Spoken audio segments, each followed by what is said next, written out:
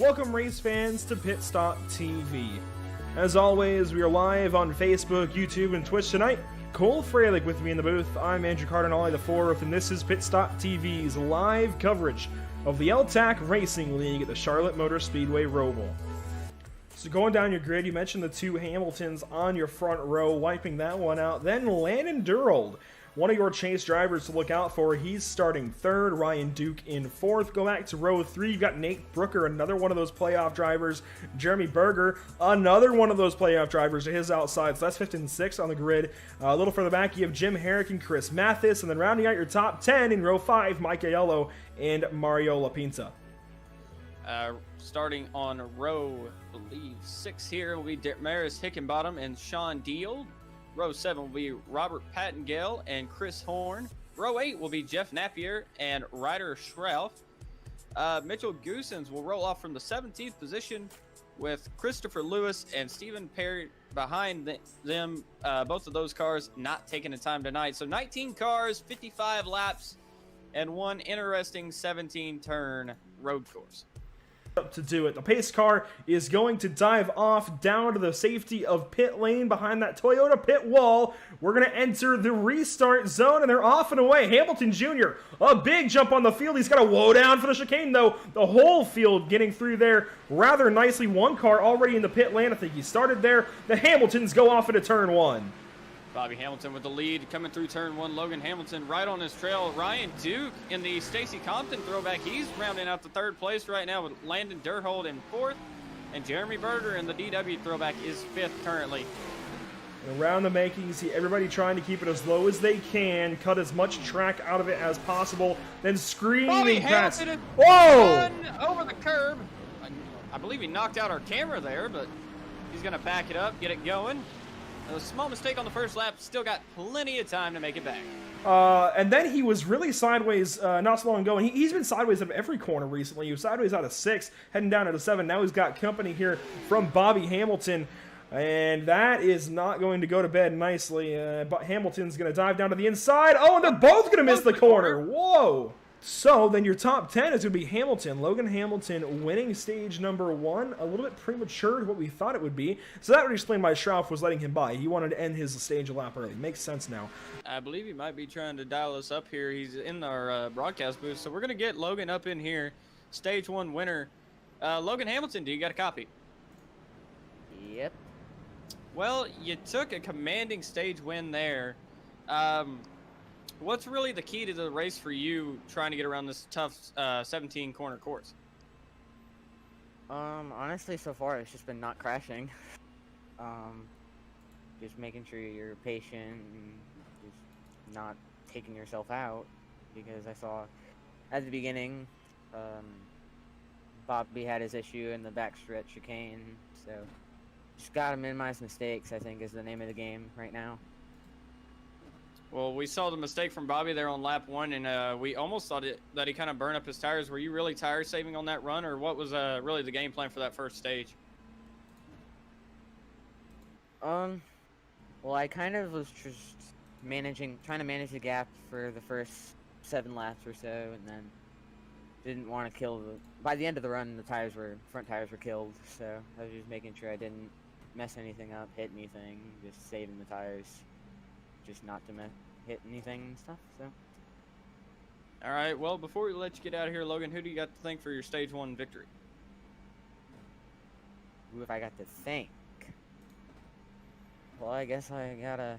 My mom's sitting here watching me, so I guess her.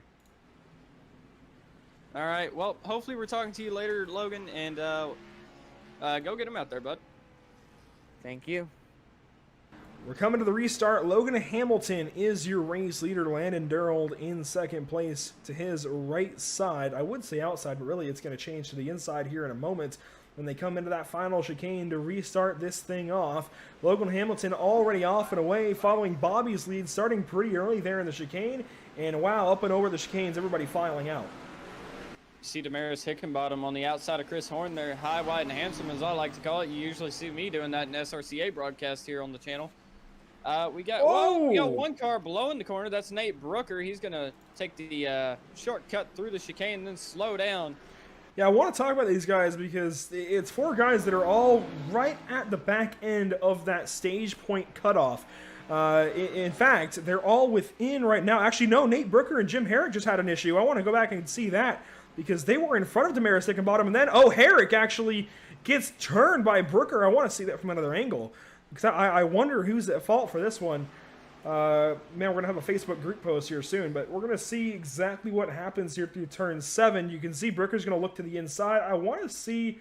He just makes the lunge. He wasn't quite there yet. I was wondering if Herrick turned down on him, but no. Brooker just makes the lunge at the wrong time. And Logan Hamilton is going to exit NASCAR 4 down into the final chicane of 16 and 7, or I guess 15, 16, and 17. There we go. All 3 corners. He's going to cross the start finish line. A stage 2 winner. Stephen Parrot behind him. He narrows the gap a little bit. The third place battle stays the exact same, although, wow, Durold got right to the back end of Duke. Berger's still going to cross 5th, and it's LaPinta still over Hamilton Jr. Pattengate is going to hang on to 8th still, but this battle behind these guys is not over as Deal's going to go around, it looks like, out of the chicane. Well, no, I think he hung on to it, but still going to lose a lot of time. And so Nate Brooker has all that issues a lap, or has all those issues either a lap ago. We think he's out of it now for 10th, and then he gets it back in the final couple of corners. He almost gets to Damaris Hickenbottom. He might get 9th. Well, oh, he's gonna! Oh my gosh, what is he doing? There he goes through the grass, and wow. As we get back going though, Logan Hamilton already off and away. Ryan Duke behind him. Stephen Parrot, a bit of a better line than Ryan. Looks like he's gonna get the inside here going into turn 1 drag race. He's gonna let Stephen on by. Stephen back up to 2nd place now. Landon Durhold up into 4th, and Jeremy Berger rounds out the top 5 for now. Oh, Perry just wrecked! Perry just crashed the car hard into the fence. And that's going to block the racetrack, is it not? No, he's got back going now, so no caution for that, but I believe Logan Hamilton might have just sealed his fate here. This game shows, so he's got his work cut out for him here. He's going to cut the corner a little bit, and oh, he gets right on by. That's a perfect.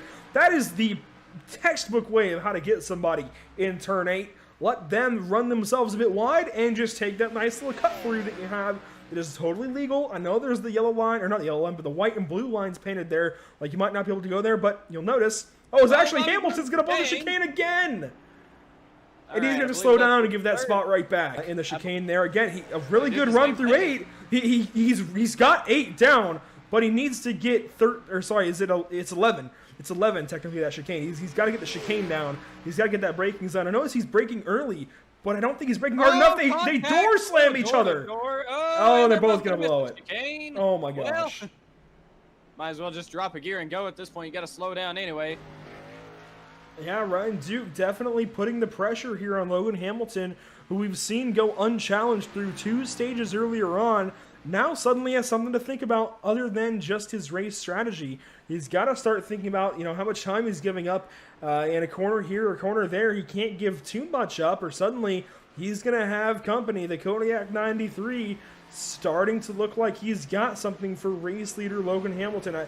I didn't think we'd be saying that, honestly. I didn't think we were going to have anybody challenge for this race lead, but suddenly it's looking like we might have a decent race for the win on our hands. When it all comes down to it, you want that race win. That's what matters the most, right? That punches your ticket guaranteed to the next round of the playoffs. So if you're Ryan Duke, you want to do it that way. You want to be good on that long run and put the pressure here on the race leader, Logan Hamilton. So if you're doing it the right way, that is the number 93. We'll see if he can actually challenge him, though, as Hamilton's going to come down the pit lane. Really, you want to get all the fuel in the car, but you definitely need to make a decision on if you're going to take tires or not. Try to gain as much time as possible and just kind of keep a larger gap to everybody, because you got to think some of these guys will take tires. So it's really a mental game here for Logan Hamilton. What does he want to do? You see the left side going up there for Logan. He's getting on the brakes. He's slowing down, yep. Pit lane. So this is Ryan Duke's answer to Logan Hamilton. Getting hard on the brakes there. I believe the pit speed is 40 miles an hour here at the Charlotte Roval. Well, that gap is now 4 seconds between these two cars. Ryan Duke is on an absolute tear on those 4 fresh Mr. Feelgoods. He's got 9 laps to do it. And I guess the real question is, Andrew, can he do it? Absolutely. If he's doing it 2 seconds a lap, he's going to get there not the next time but probably the lap after. Or, well, he'll still be about a second and a half behind him this next time at the stripe or thereabouts, somewhere in that range, maybe 2 seconds. So about a lap's time after that. So after the chicane, the next lap around, no harm, no foul. He's going to keep going now through 7. He's definitely sideways. That 12 is not handling quite right. And you mentioned green being a bad luck color, but he might just win this thing. So, over the curbs now in the oh shoot chicane, Ryan Duke all over the back bumper. You see the onboard there. He is all over the back bumper of Logan Hamilton. And it might just be a drag race to see who leads this lap. It's going to be tough for Hamilton to hang on right here. And I said, out of the chicane the next time by. And that's exactly where he got right up to him, right on the chicane. And now, through the final chicane of the lap, he's going to get right to the back end. Oh, whoa! Hamilton sideways. He's going to give up P1 right there into turn 1. He's trying to hang on the outside, though. He's pinching him off into 1. He's keeping him honest as well out of turn 1. Oh, and he finally throws that car sideways, loses the rest of that time, and is going to let Ryan Duke pull away with the race lead. And Bobby Hamilton. Whoa! And my gosh, Berger, he just repaid a favor to Bobby Hamilton Jr. And I've never seen a pass go so wrong, yet so right in any corner, let alone the backstretch chicane here at Charlotte. That was impressive that Jeremy hung on to that one. He makes the pass then of Bobby Hamilton Jr. That is for 6th, but they're coming to the white flag this time by. Ryan Duke has already taken it. He's up over the hill for 6th, and he's going to be coming around in about a mile and a half or so to a race win. Coming through the last turn now, one more chicane to go. As long as you don't blow this, you're going to win it. Ryan Duke through the last 2 corners, smooth as a cucumber, going to win here at the Charlotte Roval in the L-TAC Cup Series here. He wins it. The green car finally wins. Bad luck colors, I don't think they exist now. Logan Hamilton comes home second. You see Landon Durhold there, going to bring home the number 94 Jim Cook Chevrolet Buick GMC in 3rd. And Mario LaPinta, who you picked to win, was actually going to get 4th. And I believe Stephen Parrot will round out your top 5 tonight. Well, we will give these guys a chance to sort things out, and we'll hopefully have Ryan Duke. We do have Ryan Duke, in fact, in the broadcast waiting channel, so we'll go ahead and drag him in here. I'll go in the booth now. Oh, well, Ryan Duke, do you have a copy? Yes, sir. Well, Ryan, we saw that kind of battle between you and Logan Hamilton there. It works out in your favor, but it didn't look quite like it would early on. I think the tire mistake there for Logan works out for you, at least. We think he took 2 tires. Obviously, you still with the route of 4 tires, so explain the pit stop to us and how you got this race win. Well, I was catching him inch by inch before he pitted. I don't know if he was going easy on it. I wouldn't have, because you have to pit anyway. I was catching him pretty close, and then I noticed that he pit. So I was like, okay, I'm going to pit next lap. And then once I pit, I came out and he was like 10 seconds ahead of me. And I told my my guys, I was like, why is he 10 seconds ahead? I was like, he must have taken, 2. He was like, they were like, yeah, maybe. And about 2 laps in, I got it from 10 seconds to 6. And I'm like, okay. So he must have taken 2. And then I got up to him. I tried to pass him as clean as I could, and I drove away from it. A really good run. 6 races to go. How do you think your chances stack up for those?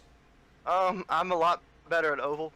I didn't think I'd be this good at this. Well, I'm decent. I just guess I put myself in a position that was better than a lot of other people. I think we're off next week, and I think we go to Bristol the week after. I'm pretty good at that track. So I guess we'll just see where it takes us. Me and my team are going to get practice together and figure out what we're going to do. Before we let you get out of here, who do you got to thank for winning tonight?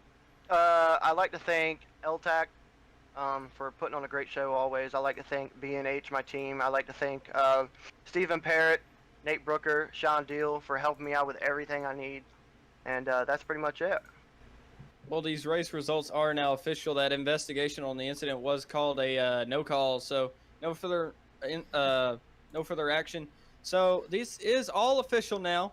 Ryan Duke is your winner. Logan Hamilton, we saw him dominate this race. Unfortunately, got the back end of the 2-tire stop there, and it really hurt his race. Comes home P2 still, though. Landon Durhold's going to bring home 3rd. Mario LaPinta, who Andrew picked, is going to be 4th. Stephen Parrot, who I picked, is going to be 5th. Jeremy Berger, 6th. Bobby Hamilton Jr., another one of Andrew's picks, comes home 7th. Nate Brooker, teammate to Ryan Duke, he's going to come home 8th. Jim Herrick in 9th. So 15 cars can finish the race. We may not do well in the race, but we can finish them. And Demarius Hickenbottom in the William Woods Projects LLC Ford Mustang will round out your top 10 tonight, and we will likely see him tomorrow night in the Galaxy Cup Series. That's right, we will. I wonder if he made a start in park and then came over here. I'm not so sure. I'd imagine so. Regardless, Sean Deal comes up 11th. Just not even a second ahead of Robert Pattengill, so that ended up pretty close when it was all said and done. Jeff Napier, your first lapped car in 13th, and the number 40, the Silver Bullet. Ryder Schrauf, that one, Schrauf. We talked to him before the race, and it's certainly an interesting name. It's not at all like it looks.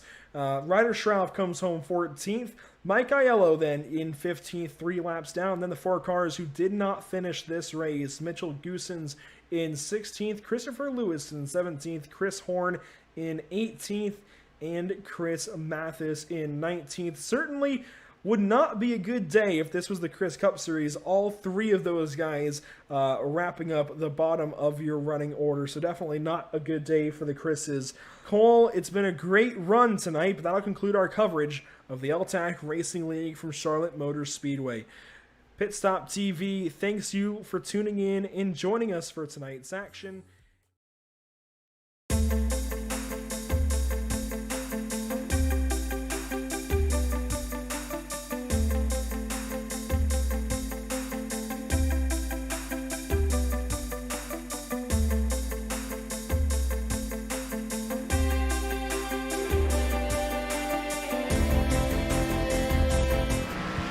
Welcome, race fans, to PitStop TV. Cole Fralick and Trey Patton up here in the booth tonight for coverage of the L-TAC Cup Series. When we come to you live from Bristol Motor Speedway in Bristol, Tennessee.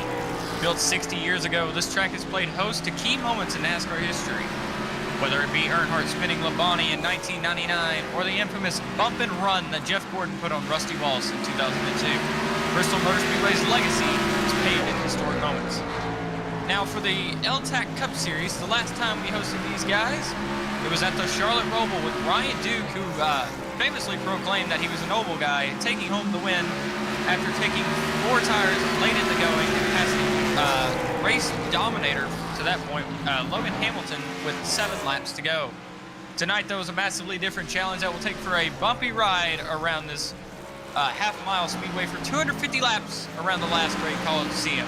With that being said, though, Trey, let's go through the current point standings headed into tonight's race.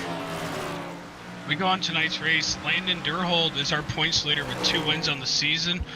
Not far behind is Stephen Parrott, only actually 3 points behind with 1 win. Third, we have Robert Berger, 6 points behind the leader. We actually have a tie for 3rd place with Mario Lapinta tied. 5th place in points with 2 wins. We have Nate Brooker. 6th place also has 2 wins. Demarius Hickenbottom, 7th place. We have Sean Deal. 8th place, we have Jeff Napier. 9th, Ryder Schrauf. If I pronounce that, I'm sorry. 10th place, we have Christopher Lewis. 11th, we have Kyle Green. Well, it's funny you mentioned Kyle Green. Looking at the current practice times, Kyle Green's actually got the fastest lap with a 15.091. That is to Ryan Duke's 15.101. But we're set for 250 laps, and as we always say here, nighttime is the right time. We got night racing live from Bristol. Hopefully we will see the bump and run come out later tonight, but definitely gonna look to see a bunch of tempers tonight because this track has always produced those type of racing and tempers. Yeah, tempers are always flaring here at Bristol. I mean, just even at short tracks in general. I wouldn't be surprised to see a lot of bumping and running a lot just in the race. Hopefully we don't see a lot, early on in the race. 250 laps, it's a long race, it's not a full race. So, this race is half distance, so I do expect it. I don't really know much about these guys yet, but from what I'm seeing and what I've heard, that these guys can be quite aggressive, so we'll just have to see what happens and go along for the ride. Well, you're riding with Taylor Butcher Benjamin right there, and now we see the #1 Napa Auto Parts Chevy going around this half-mile track. And speaking of the tempers, we did see on the last lap, it was Bobby Hamilton Jr. and Jeremy Berger on the last 2 laps of the race. Bobby kind of threw it in there, or well, not Bobby. Actually, it was Jeremy who threw it in on Bobby after those two made contact plenty of times throughout the race. As you see Bobby actually getting put up in the wall there. That was Jeff Napier on the inside of him. Number 16 Waffle House machine. He ran the Kodak Advantix car at the Oval and won the pole for that race, but unfortunately spun out on lap 1. You see it hard into the fence there. But we're gonna look at a few more cars here. That is, I believe, can't see which car that is. Well, you see the cars flying by. Some of those cars, Nate Brooker in the 6. You saw there the green and white. Way up the racetrack there, you see his car is actually like what they're gonna run in the All-Star race this coming Wednesday. So we do not have the underglow, unfortunately, but you do see that's going to be how the number placement and sponsor placement will be for that race. Yeah, speaking of when we were talking about Kyle Green going to the top, actually Ryan Duke has went back to the top of the board now, the 15.082 over Kyle Green's 15.091. So other than that, looks like they have about 2/10 on the rest of the field, or on third place. So the leaders are pretty spaced out right now from the rest of the field. But like we said, this is all practice. Qualifying hasn't really went underway yet, and obviously lap time doesn't mean anything. Consistency is key here. As long as you can keep the car clean and not get wrecked, you know, you might come out on top. And while we're waiting for the end of practice here, we're going to roll through some of our sponsors here, and we'll start with Permanent Makeup in Maine. When it comes to your appearance, you deserve the best care that money can buy. Here at Permanent Makeup Co. in Cryo in Maine, the owner, Ashley Ballou, is certified micropigmentation specialist who provides professional, safe, and personalized service. If you're looking for the best solutions for your PMU concerns, give us a call today to book a consultation. Ashley prides herself in providing individualized, superior cosmetic services using only state-of-the-art technologies and completely vegan pigments. However, what truly distinguishes Permanent Makeup and Cryo in Maine as a leader in the beauty treatment industry is our passion for helping people and an unwavering commitment to our clients throughout the entire procedure process. Love of beauty is taste, the creation of beauty is art. You can contact us at permanentmakeupinmaine.com or call/text us at 207-358-8683. If you visit our Facebook page, Permanent Makeup and Cryo in Maine, you will see that we do monthly giveaways. If you submit your entry, you might just win. And Trey, why don't you tell us about Whiplash Media? Whiplash Media is PitStop TV's new parent organization. Whiplash Media specializes in various sim racing resources, including paint schemes, stream overlays, iRacing camera packs, and more. Whiplash Media is also working on its presence in real racing, such as photography, social media management, and public relations. Go to whiplash-media.com for more information. All right, with that being handled out of the way and keeping the lights on here, we're looking at Ryan Duke, last race winner. He actually won at Martinsville as well, but due to not meeting the standard for practice, he was DQ'd from that race. The win was taken away, but scoreboard did say he won that, and you see he goes top of the chart, 15.219 on his second lap here, runs kind of the high line through turn 3, gonna come off turn 4, and that lap will be even faster, 15.147 on the board. Well, 148 on your screen is showing a 147 on my screen, but now we're gonna look at the 94 of Landon Durhol, who actually battled Ryan Duke for most of that race at the Roval. Yeah, Landon Durhol's not that far off of the top time right now, as he's ran a 2:03. As he actually gets loose off of turn 4 there, keeps it as he almost loops it around, keeps it off of the wall. As we look further on down the board, Bobby Hamilton Jr. actually just finished his lap, puts him 14th on the board. So we're looking at the 86 of Colt Ansley right now, as he is coming into turn 3, I think, for his first lap, and winding the top side. Looks like, I'm not sure, got really close to the wall there. That was actually his second lap, and he went to 10th on the board with a 15.443, I believe. So that'll put him 10th on the board. Right now, the top 3 is Ryan Duke, Landon Durhold, and Taylor Butcher Benjamin. Yeah, they're not even that far off.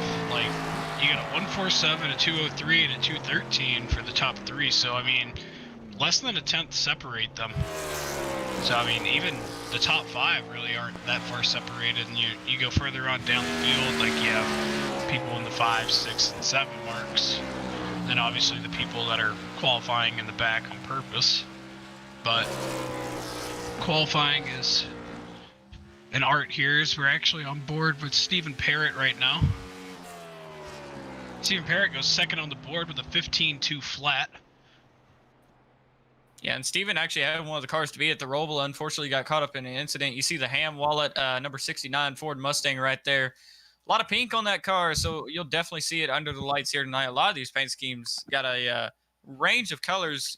Nate Brooker's car, I know for sure, has a almost an aqua. It's almost a mint color, if anything.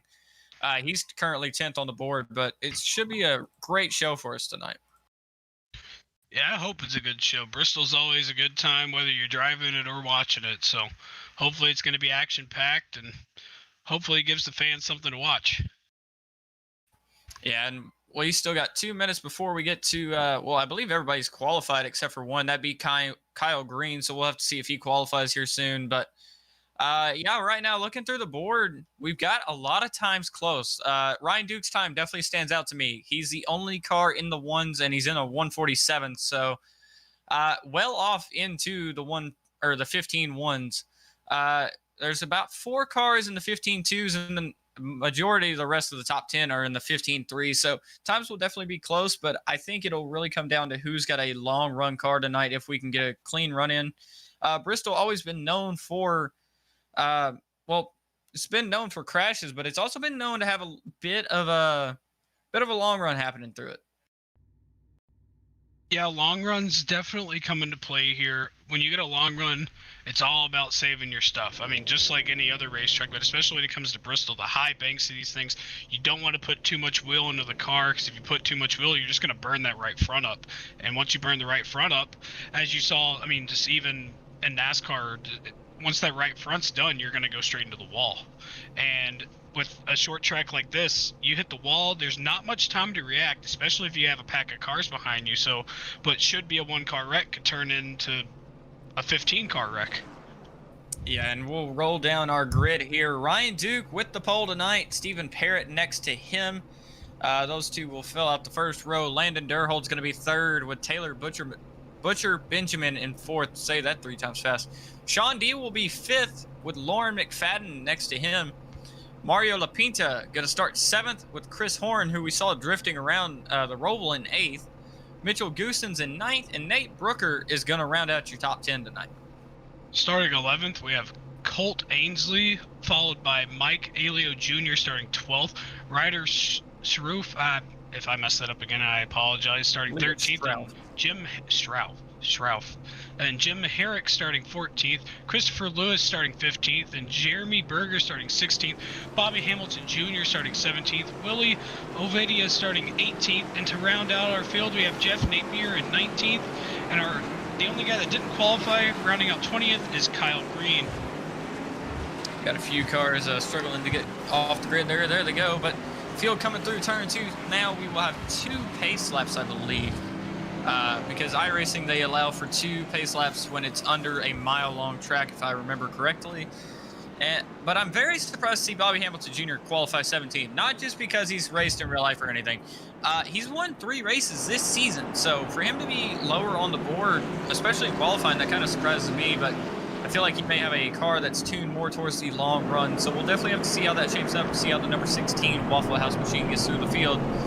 But it should be should be a really good race. All the camera work you see here, definitely got to shout out Victor Valee for doing great production work tonight. You'll see awesome shots tonight throughout the race.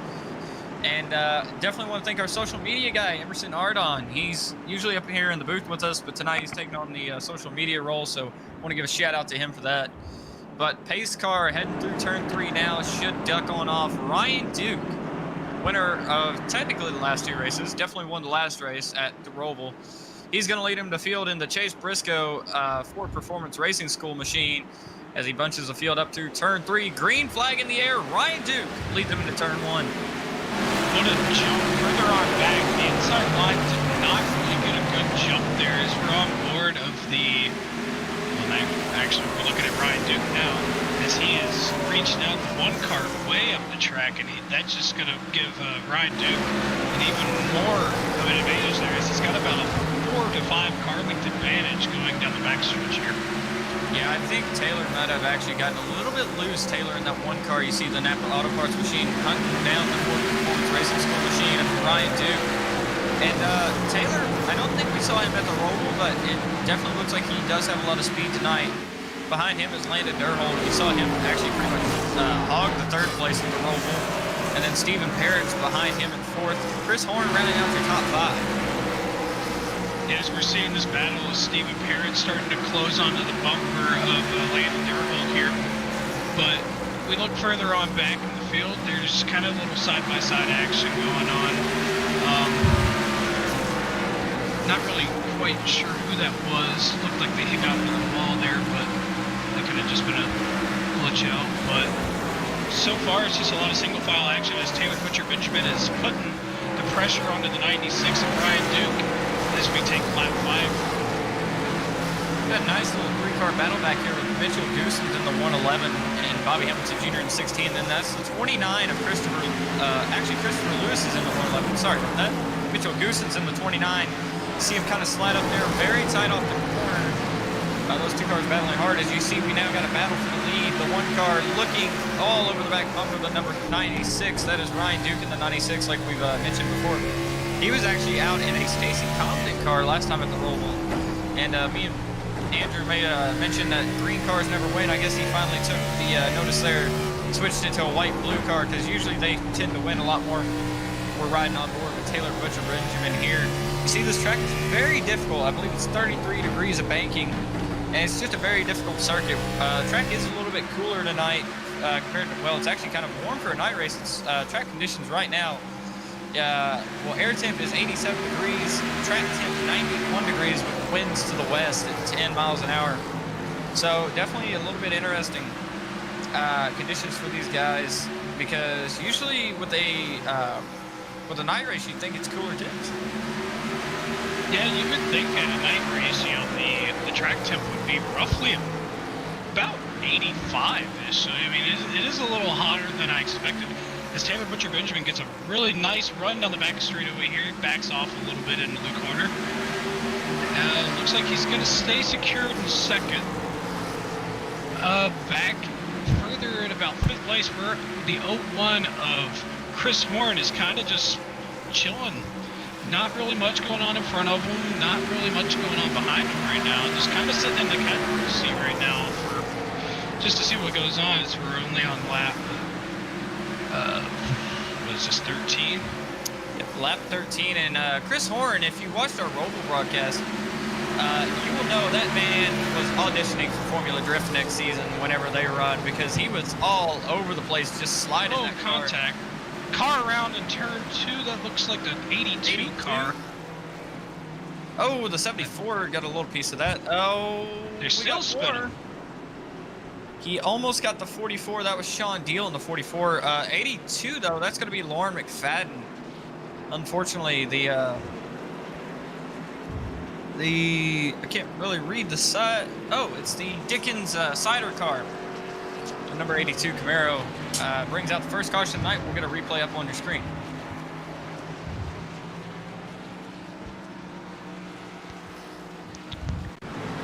Yeah, so far we didn't really get, as we see the replay here, it looks like just a little contact, just looped it a little bit and tried to hold the brakes, and just unfortunately just had it kept going up the track. More contact being made after that. Luckily it didn't do that much damage, so hopefully she can bring it down,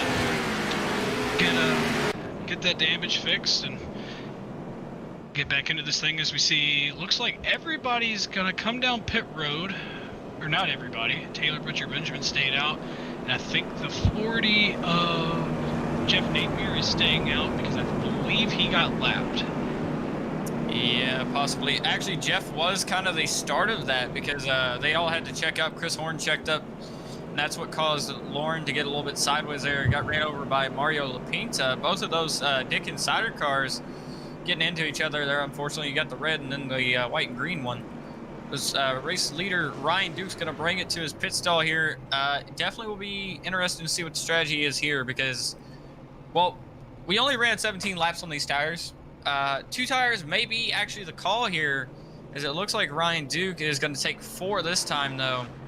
But we saw a 2-tire stop from Logan Hamilton at the Roval, and it actually did not work out in his favor because Ryan Duke took 4 tires and was able to steal the win with 7 laps to go. You saw Landon Durhold almost actually stole the lead there off of pit lane. He is currently 2nd place, I believe, on the track. No, he's going to be 3rd because Taylor Butcher Benjamin stayed out. Jeff Napier has come into his pit. I believe he actually missed it, but he's come into the pit lane, so move him to the back there. You see his car, the Silver Bullet that Sterling Marlin used to run. He's on pit lane now. But Jeff, I guess he just overshot his pit stall a little bit. Taylor Butcher Benjamin, though, in the Napa Auto Parts machine. Well, it's really Napa Auto Parts slash In the Blink of an Eye because that was promoting the book by Michael Waltrip back in 2011 when that car actually ran. Ryan Duke, you'll see that pretty much you'll see it tonight if you're watching the NASCAR Xfinity race because I believe Chase Briscoe might actually be running that car. I know he ran it last night. But Landon Durhold, I believe that is a brain injury awareness car. Yes, it is. So good to see a great cause on the hood of that machine. The Ham Wallet machine of Stephen Parrot in the 69 right next to him. You see the pink and black machine right there. Beautiful race car. The Dick Insider machine of Mario LaPinta in the 13. And then Chris Horn is going to be 6th with a hi Chad on the back of that car. So again, Chad, I don't know who you are, but hi from the boys up the booth. So here's a little shout out to Chad, whoever Chad may be on the back of that machine. And it looks like, I think the lights on the pace car are out this time. Yep, as the pace car pulls in, Taylor Butcher Benjamin will take us to the green flag here as we take lap 20 of 250 as he pulls away a little bit. I'm not sure if those old tires really affect him too much, but we'll have to see how much these new tires play into a factor as much, because we didn't really get as much of the long run in, so we'll see how far he's able to go before those new tires come into play. Well, he's also kind of got the preferred line. The outside line is a little bit more preferred. You see Bobby Hamilton Jr. making his way through the field up to 6th place right now, looking all over the back of Chris Horn in the 01. We saw Bobby have a really rough race in the Roval. He won the pole for that race, but spun out one car Chris way Horn down on the sideways, maybe slammed into the wall. It looked like he's going to save it, though. We got cars scattering everywhere. Cars up the track. 3 wide. Absolute mess. 3 wide. He's sideways. Into the inside wall. Caution is out. It looks like the 29 is goosing it. That is Mitchell Goosen's. I have no remorse for that terrible pun there. It had to happen. But it looked like Mitchell got sideways. Don't know exactly what the caution was actually brought out for. I believe it was for Mitchell being sideways, but that was just a wild 2 laps there. Yeah, just further on back in the field I saw, I'm not quite sure who it was. I think it may have been the 76. They were a little sideways, and just someone else hit the apron. As you can see, they were 3 wide right there, which is never good. Clips the apron. 76 hits him just straight in the inside wall. Good for him to keep it down there, and everyone got slowed down before mass chaos was able to happen there. Well, the good news for Mitchell is there is one fast repair. Actually, a lot of these guys, because I saw quite a few bounce off the fence. I know Chris Horn was, he had a pretty hard slam into the wall, which really sparked all of that. He had Bobby Hamilton Jr. all over his back bumper. Looked like the car just kind of got a little bit loose. Went back to the roll, trying to drift it, I guess. But, Chris, you can't do that here, buddy. But we got a couple cars on pit lane right now. Mitchell Goosen's Mike Alio Jr. and the 111 Christopher Lewis, and then Ryder Schrauf. Those 4 cars are on pit lane. You see Mike Alio Jr. in the blue and yellow Yoo-Hoo car.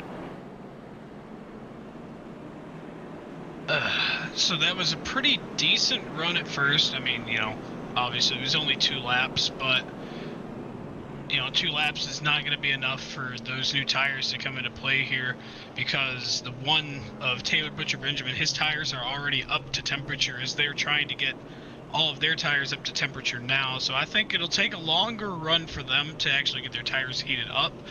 But as long as Taylor has that preferred line and they don't bump him or try to throw a dive bomb on him, I think he'll be able to keep the lead until maybe till green flag pit stops happen.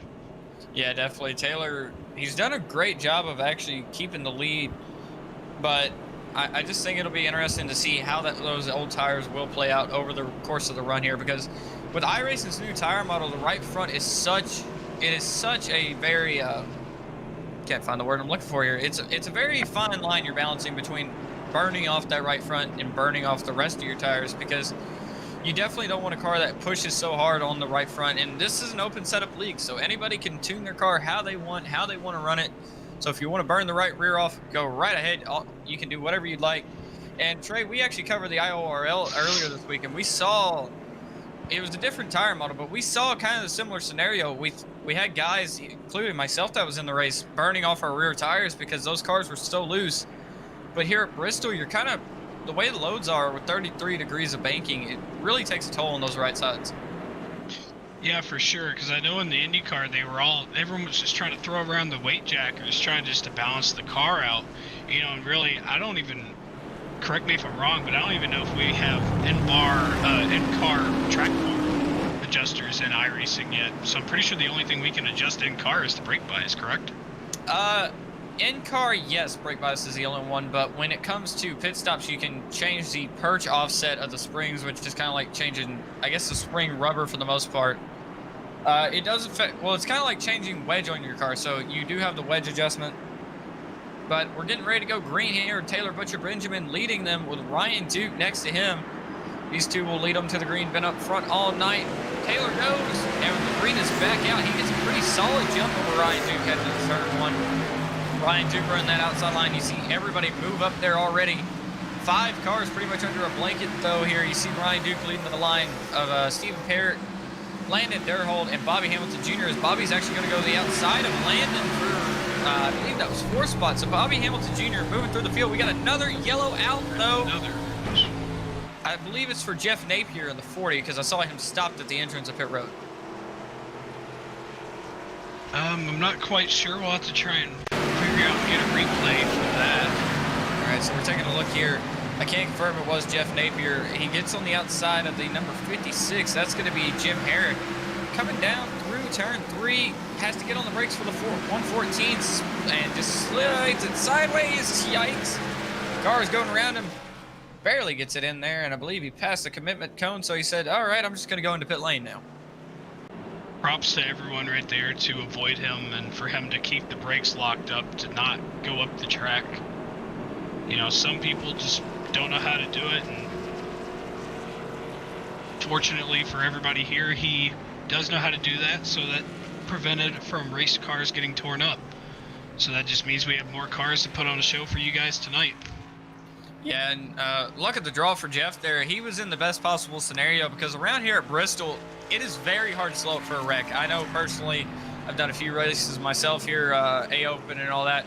It is very hard to stop for those accidents, especially when you're on the banking in the middle of the corner. So for everybody behind him to avoid his car spinning down the track like that, I'm very impressed. And it's just a testament to how these guys race, because they are all really fantastic drivers. I know we kind of harp on a few of them for being out of control sometimes, but they put on a great show for us, and they're just all really good drivers. Taylor Butcher Benjamin, though, choosing to still stay out under caution here. Yeah, I mean, honestly, I don't really blame him, because we haven't had much of a long run for those tires to really come into effect yet. So, like, right when the first caution came out, those tires were just starting to heat up. So when everyone else came in, they're just basically restarting. Yeah, they'll have a little more grip per se, but like they'll have maybe I think 18 lap fresher tires. But honestly, you know, if we keep going at this rate, it's not even really going to matter, because if we go later on and more cautions keep happening, everyone's going to pit and they're all going to be on the same strategy again. Yeah, definitely. And I think this is actually kind of best case scenario for Taylor because he's not really burning up his tires, but it kind of burns up the tires of Ryan Duke and the guys behind him. So eventually the tires will even out. I've seen it personally in the 87 car. A lot of guys will go off strategy racing those. Obviously, they're two totally different cars, but same tire model, so it's kind of similar because I talked to Bobby Zielinski earlier this week, and he said just because they're different cars, they're still same tire model. So the tire wear is a little bit, the way the tires wear is a little bit similar. So I know personally running the Norkley, the tires will burn off pretty fairly easily on the right side. 87 car obviously is quicker, but a Cup car, it's a little bit slower, a little bit easier to manage, but definitely Taylor's doing a good job of conserving his tires right here to keep the lead. We're working lap 35 right now, so it'll be interesting when we get back to green here. I believe we're actually going green this lap. Yep, we are going double file, so the pace car will be pulling into the pit lane once again for us to go on another restart. We will be going green on lap 36 of 250. Just to remind you guys, we have 3 stages tonight. Stage 1 ends on lap 65. So this will be 30 laps to go in stage 1. Yeah, the stages tonight will end at at 65, 130, and 250. So there's your stages for tonight. Taylor Butcher Benjamin leads us back to the green, though. Didn't get as big of a jump as he did last time. Ryan Duke's going to be on his outside. A little bit of a swerve there. And look at Bobby Hamilton Jr. now in the fight here. To the outside, that's number 16 Waffle House machine all over the back bumper of Ryan Duke. Yeah, that was a very, very bad restart for Taylor. Bobby Hamilton Jr. taking advantage of that, working that high line. And he's just been working his way up through the field. As you see, he almost gets a bumpers. The 29 cars around on the backstretch. That's Mitchell Goosens. Not quite sure what happened there. We'll get a replay of that. See the awesome pan shot out the window of the, I believe that's number 96 of Ryan Duke there. Great camera work by Victor Vallee up in the booth with us tonight. Mitchell Goosen, though, I don't know what exactly has happened, but his night is going from bad to worse very quickly. I believe he just spun there, though, but that car is pretty torn up. Oh, looks like he checked up for a wreck and just got drove through by, looked like the 01 of Chris Horn. Maybe we can get another look at that. That's the second time Mitchell's actually nosed that car into the wall, so definitely not helping his motor any tonight because, well, both incidents have just been unfortunate for him. But we're looking at the replay here. You see him go off the green there. He gets the spot from Chris Horn in the 56 of Jim Herrick there, and that's the 86 of Colt Ansley on the outside there. But we're going to see Chris Horn come back up next to him, going down the back straightaway. Mitchell Goosen running that inside line there. Chris looked like he was trying to go to the middle, and then I believe that was Ryder Strout that actually checked up, and Chris just barely got into the back of him.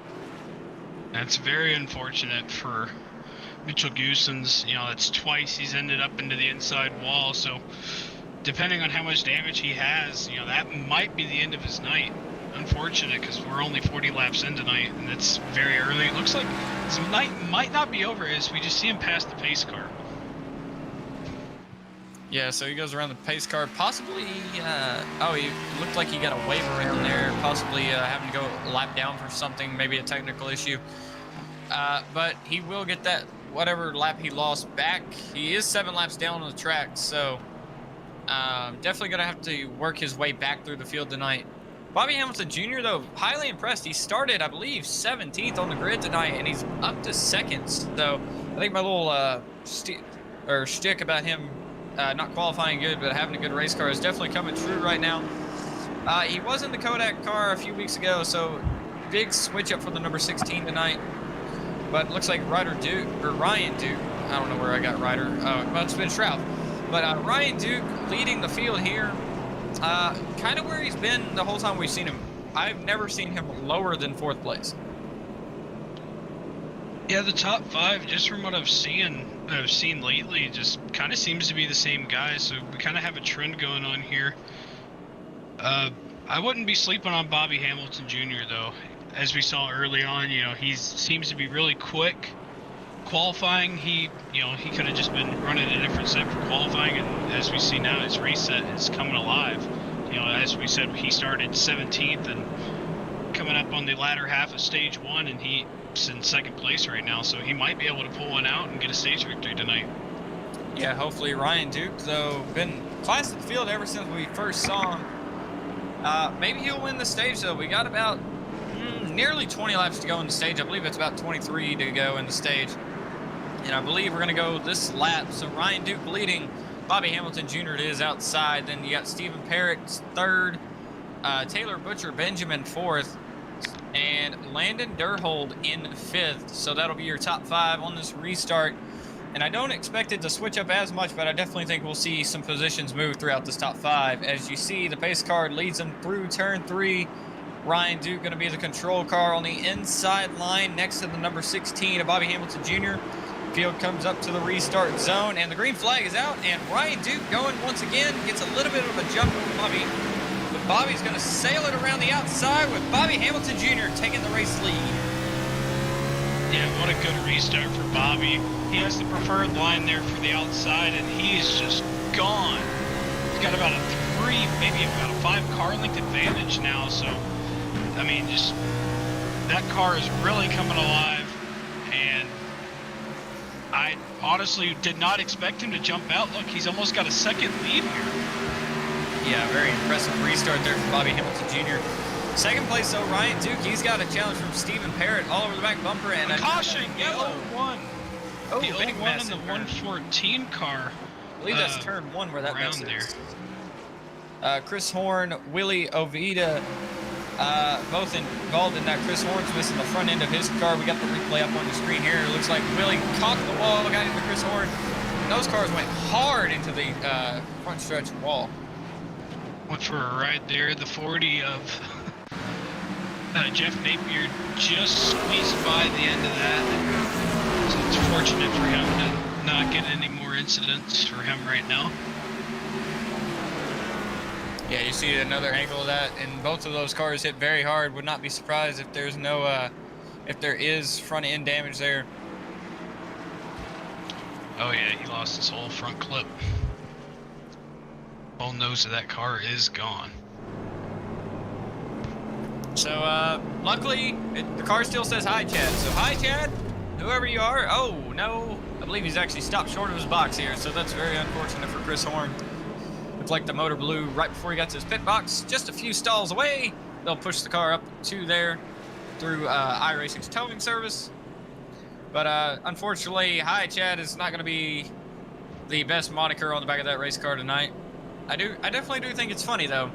Seeing that every race, it always brings a smile to my face. So, Bobby Hamilton Jr. in the number 16 Waffle House machine leading the race. Ryan Duke in the Ford Performance Racing School car is second, with Stephen Parrott in third. Taylor Butcher Benjamin still holding on in fourth in the number 1 Napa Auto Parts Chevy. And then Landon Durhold's going to round out the top 5 here. A couple more guys we have not give much credit to tonight. Kyle Green did not qualify, started 20th on the field in the number 76 machine, and he is up to the 7th place right now. You see the number 76 Support Our Troops machine. And definitely want to give those guys a shout out overseas. My dad served 20 years in the Navy, so it's mad respect to anybody serving our country and fighting for it. Beautiful race car. Absolutely beautiful. One of the best patriotic schemes I've seen. And props to Kyle Green running that.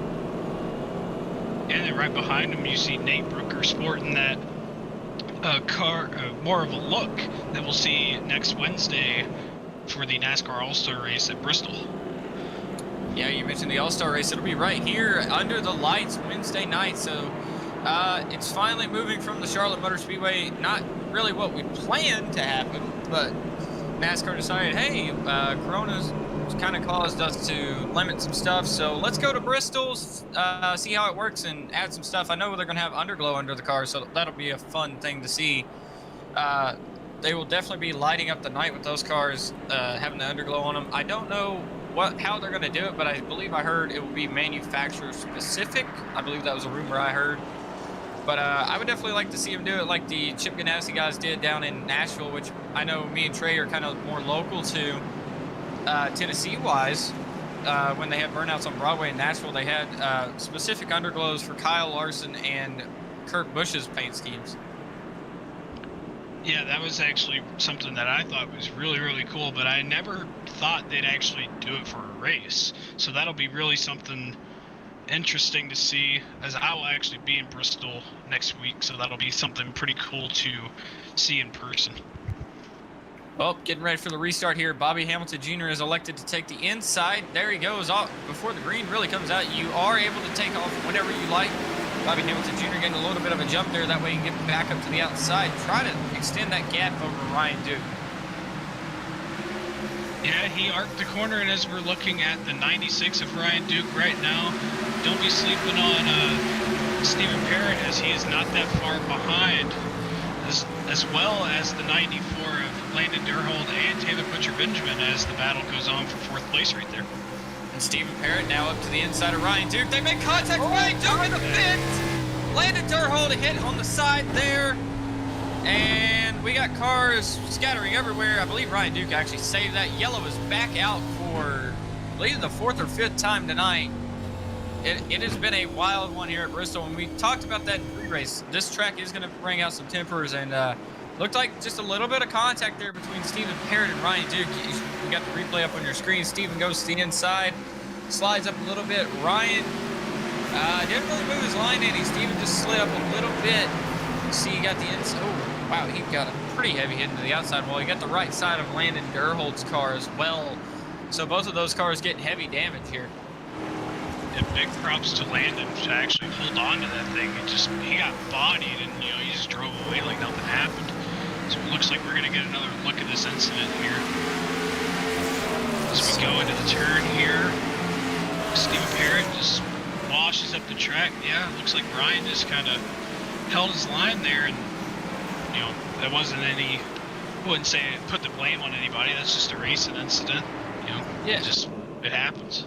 Yeah, we kind of saw a similar situation in the actual NASCAR Cup Series race here earlier this year with Joey Logano and Chase Elliott. Chase kind of threw it on the inside there.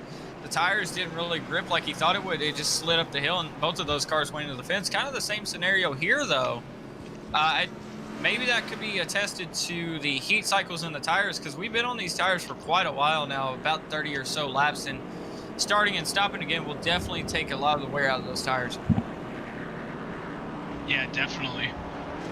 That's one thing you don't want to do, starting and stopping, because it cools your tires down and then you're heating them back up, especially with these cars sliding around, just heating them up and flat spotting. It's just something you don't want, especially on this new tire model. This new tire model is unpredictable. Yeah, it's always unpredictable. You see Bobby Hamilton Jr., though, still leading the race after starting 17th tonight. I believe he is our biggest mover currently in the field, the second biggest mover of the night. Kyle Green started 20th up to 6th place, and then I believe after that, next biggest mover might be Christopher Lewis. He started 15th on the field and is up to 8th right now. So great job by these guys working their way through the field, because Bristol's very tough to pass at. That's what I've learned over my years here on the iRacing service. Bristol is one of the more difficult tracks to pass at, but a lot of these guys doing a great job working their way through the field tonight. Yeah, Bristol is definitely a hard one to pass at, especially when you get that the top line down. Some people can rock the bottom, but it is very hard to pass around the bottom, because that uses up your tires a lot more. And that's one thing you don't want to do here, is use up your tires, because as you can see there with the last incident that brought out this caution, working that bottom, you can just wash up and not even realize it, and next thing you know, you're putting a guy in the fence. Yeah, definitely, and that's kind of the risk versus reward here at Bristol. You definitely don't want to put your competitor in the fence, but sometimes you just got to send it and go to the inside. Pace car lights are off, though, so we will be going green. Bobby Hamilton Jr., like we said, is your race leader. Stephen Parrot in 2nd, Landon Durhold in 3rd. Mario Lapinta back up into the top 5 tonight. He's up to 4th. And Kyle Green, who we talked about earlier, starting shotgun on the field, is up to 5th.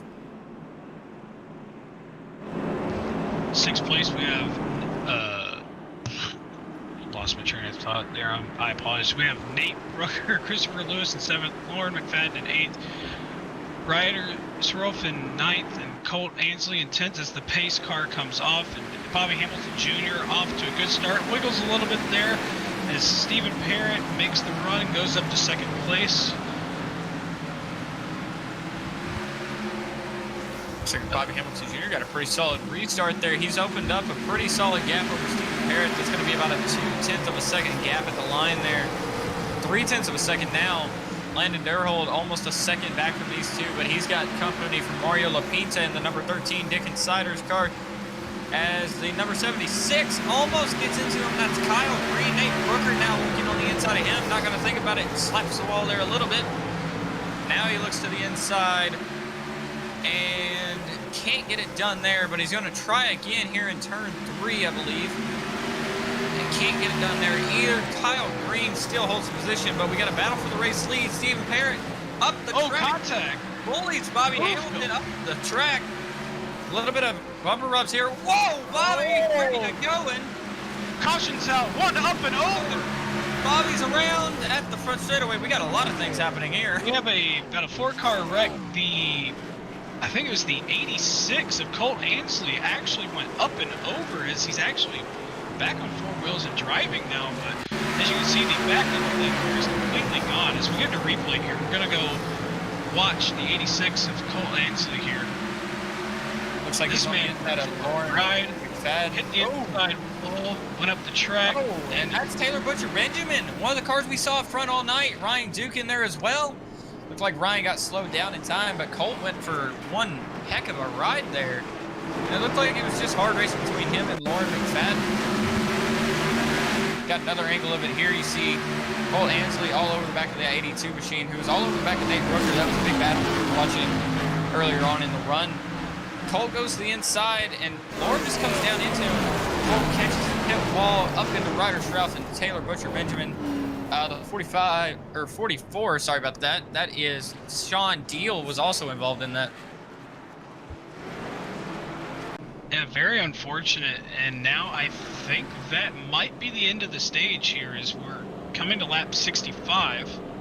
Not quite sure what it is in their rule book, but I think the next lap will be the end of stage 1. It should be the end of the stage. And yes, confirmation from race control there. Stage will be concluded this lap. So your stage winner is going to be Stephen Parrott with Landon Durhold in second, Mario Lapinta third. Kyle Green, how about this man though? Up to 4th place right now.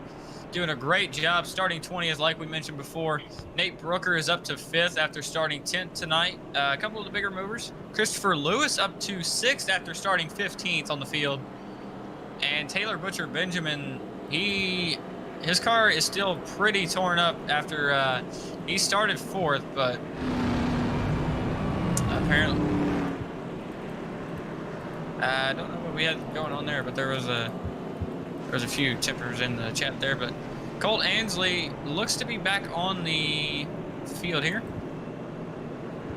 We're going to see if we can get an interview with stage winner Stephen Parrott. And we got Steven. Steven, you got a copy with us? Yeah, go ahead. All right. Well, while stage 1 there, we saw you put the move on Bobby Hamilton Jr. Take us through what was going through your mind when you practically stole the race lead. Just basically get around him. I was catching him on the backstretch. I knew it was going to be hard to pass him. I don't think he's too happy with that move, but you know, it's short track. It's hard to pass as it is. So yeah, I don't think he's too happy. But whatever. What can you do? Yeah, not much you can do in that situation. We've seen you guys kind of having to start and stop. Do you think that's really taking effect on the tires right now, or is it just going to have to play itself out as we get going in the run here? Yeah, it's definitely interesting doing these restarts over and over again. The car, 1 minute is fine, the next restart, it's all over the place. So the tires are just, it's really up and down right now for me. Okay, well, we're getting ready to go back green here. So, Steven, we'll let you, well, looks like it just got waved off, actually. But, Steven, before we let you go, anybody you got to think? Just thank the whole B&H team for putting up with our shenanigans. Me and Ryan had a little incident. He's trying to give me the position, and I just got in a little too hot, and I took him out. I feel really bad about that. All right. Well, hopefully we'll be talking to you later, Steven. So we'll let you get back to doing what you're doing. But thanks for joining us up here in the booth. All right, thank you.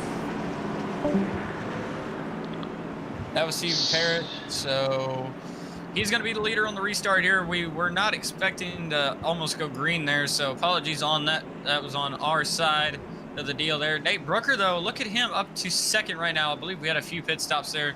The number 6, though, up on the outside of Stephen Parrott. Stephen Parrott actually stayed out, but here we go for the restart. Stephen Parrott will lead them to the green flag out of turn 4, and there we go. And Stephen Parrott gets a heck of a jump there over Nate Brooker. But don't count out the 82 of Lauren McFadden. Doesn't look like they get it going. Too much going on there as Taylor Butcher Benjamin slowly behind them as they have a 2-wide battle going on behind them. But you can put basically the top 4 under a blanket. Don't count out the 74 of Mario. No, that's not Mike Mario. Alio. I'm sorry. Mike Alio, I'm sorry. Yeah, Mike Alio Jr. up to 5th place. We saw him have a rough night at the Roval, but it looks like here he's actually doing well. Taylor Butcher Benjamin, car looking like a Bristol car already. We're only 71 laps in. Missing the entire back end of that number 1 Napa Auto Parts machine, but he's cruising around. You see Stephen Parrott with probably the cleanest car in the field. Lauren McFadden looking on Nate Brooker right ahead of the number 1 car, though, of Taylor Butcher Benjamin. And that 82 has been all over the 6 car. Yeah, the 82 actually making a run on the inside there. Didn't get the pass on Nate Brooker. As we see, Taylor Butcher Benjamin also going to go up to the high side, try to wind up a pass. Doesn't look like it's going to happen. McFadden all over the back bumper of Nate Brooker. Not sure if they're going to be able to get a pass. Well, it's definitely going to be a question, what can Taylor Butcher Benjamin and Mike Alio do here, because they've actually caught these 2 cars within battling. Jeremy Berger, who's in the Marine Corps car, he's up to 6th place right now behind all these guys. We saw him battling Bobby Hamilton Jr., who's actually right behind him, so tempers could be re-flaring here from the Roval where those 2 got together with 2 to go. Bobby Hamilton Jr. having to work his way back up through the field after spinning right when that yellow was thrown. Trying to go back after Stephen Parrott for the race lead. Unfortunately, got a little bit loose, got into the wall, slapped, damaged the right side of that car pretty well, but it looks like it's coming through the field pretty nicely. You see him wheeling that car as he passes the 46 right there. Just putting a lot of props to our camera guy, Victor Lee. That's just an awesome shot. I love the rotating onboard. You see this absolute gaggle of cars ahead of him. Where are you going to go, really? Because 3 wide's almost crazy. I've tried it before here, and it kind of worked, but it kind of didn't. But Bobby Hamilton Jr. definitely having to bide his time trying to get through here. Same with Ryan, too, who's right on his tail. Yeah, patience is always key, especially when you come to Bristol. You have to be patient, because if you're not patient, you're going to be knocking down somebody's bumper, or somebody's going to be knocking on yours. And if you annoy them enough and you don't let them by, you're going to be in a wall. We saw a little bit of contact there between Jeremy Berger and Taylor Butcher Benjamin, Taylor's really falling back here. Bobby Hamilton Jr. now trying to work the low side of Mike Alio Jr. Lauren McFadden going back after Nate Brooker. You see that ahead of Bobby Hamilton. And Bobby actually has a challenge from Ryan Duke now, as we got just a wad of cars right here. That's about 5 cars under a blanket coming out of turn 2, down the back straightaway into turn 3. Nate Brooker on the outside, Lauren McFadden leading this group, and Mike Alio Jr. slid up the hill a little bit there. You see him still door to door. Bobby Hamilton Jr. with nowhere to go. So we got a yellow. Not quite sure. Maybe for Sean Deal, the 44 car. That Toyota is heavily damaged on the front and back end. I believe he was actually in the lap caution with Cole Ansley going upside down. We're going to look at the replay here. Right behind Ryder Schrauf, and Cole Ansley's right behind him. And it doesn't happen here. I believe it happens on the front straightaway this coming lap. He's on the inside of Ryder, and they're going to make a little bit of contact, get put in the wall, and they both crash. So, a bit of a racing deal there. Yeah, more of a racing deal. You know, it's Bristol. You kind of expect these things to happen. It looks like he came down a little bit, kind of came up. Luckily, there wasn't a lot more cars there involved in that, so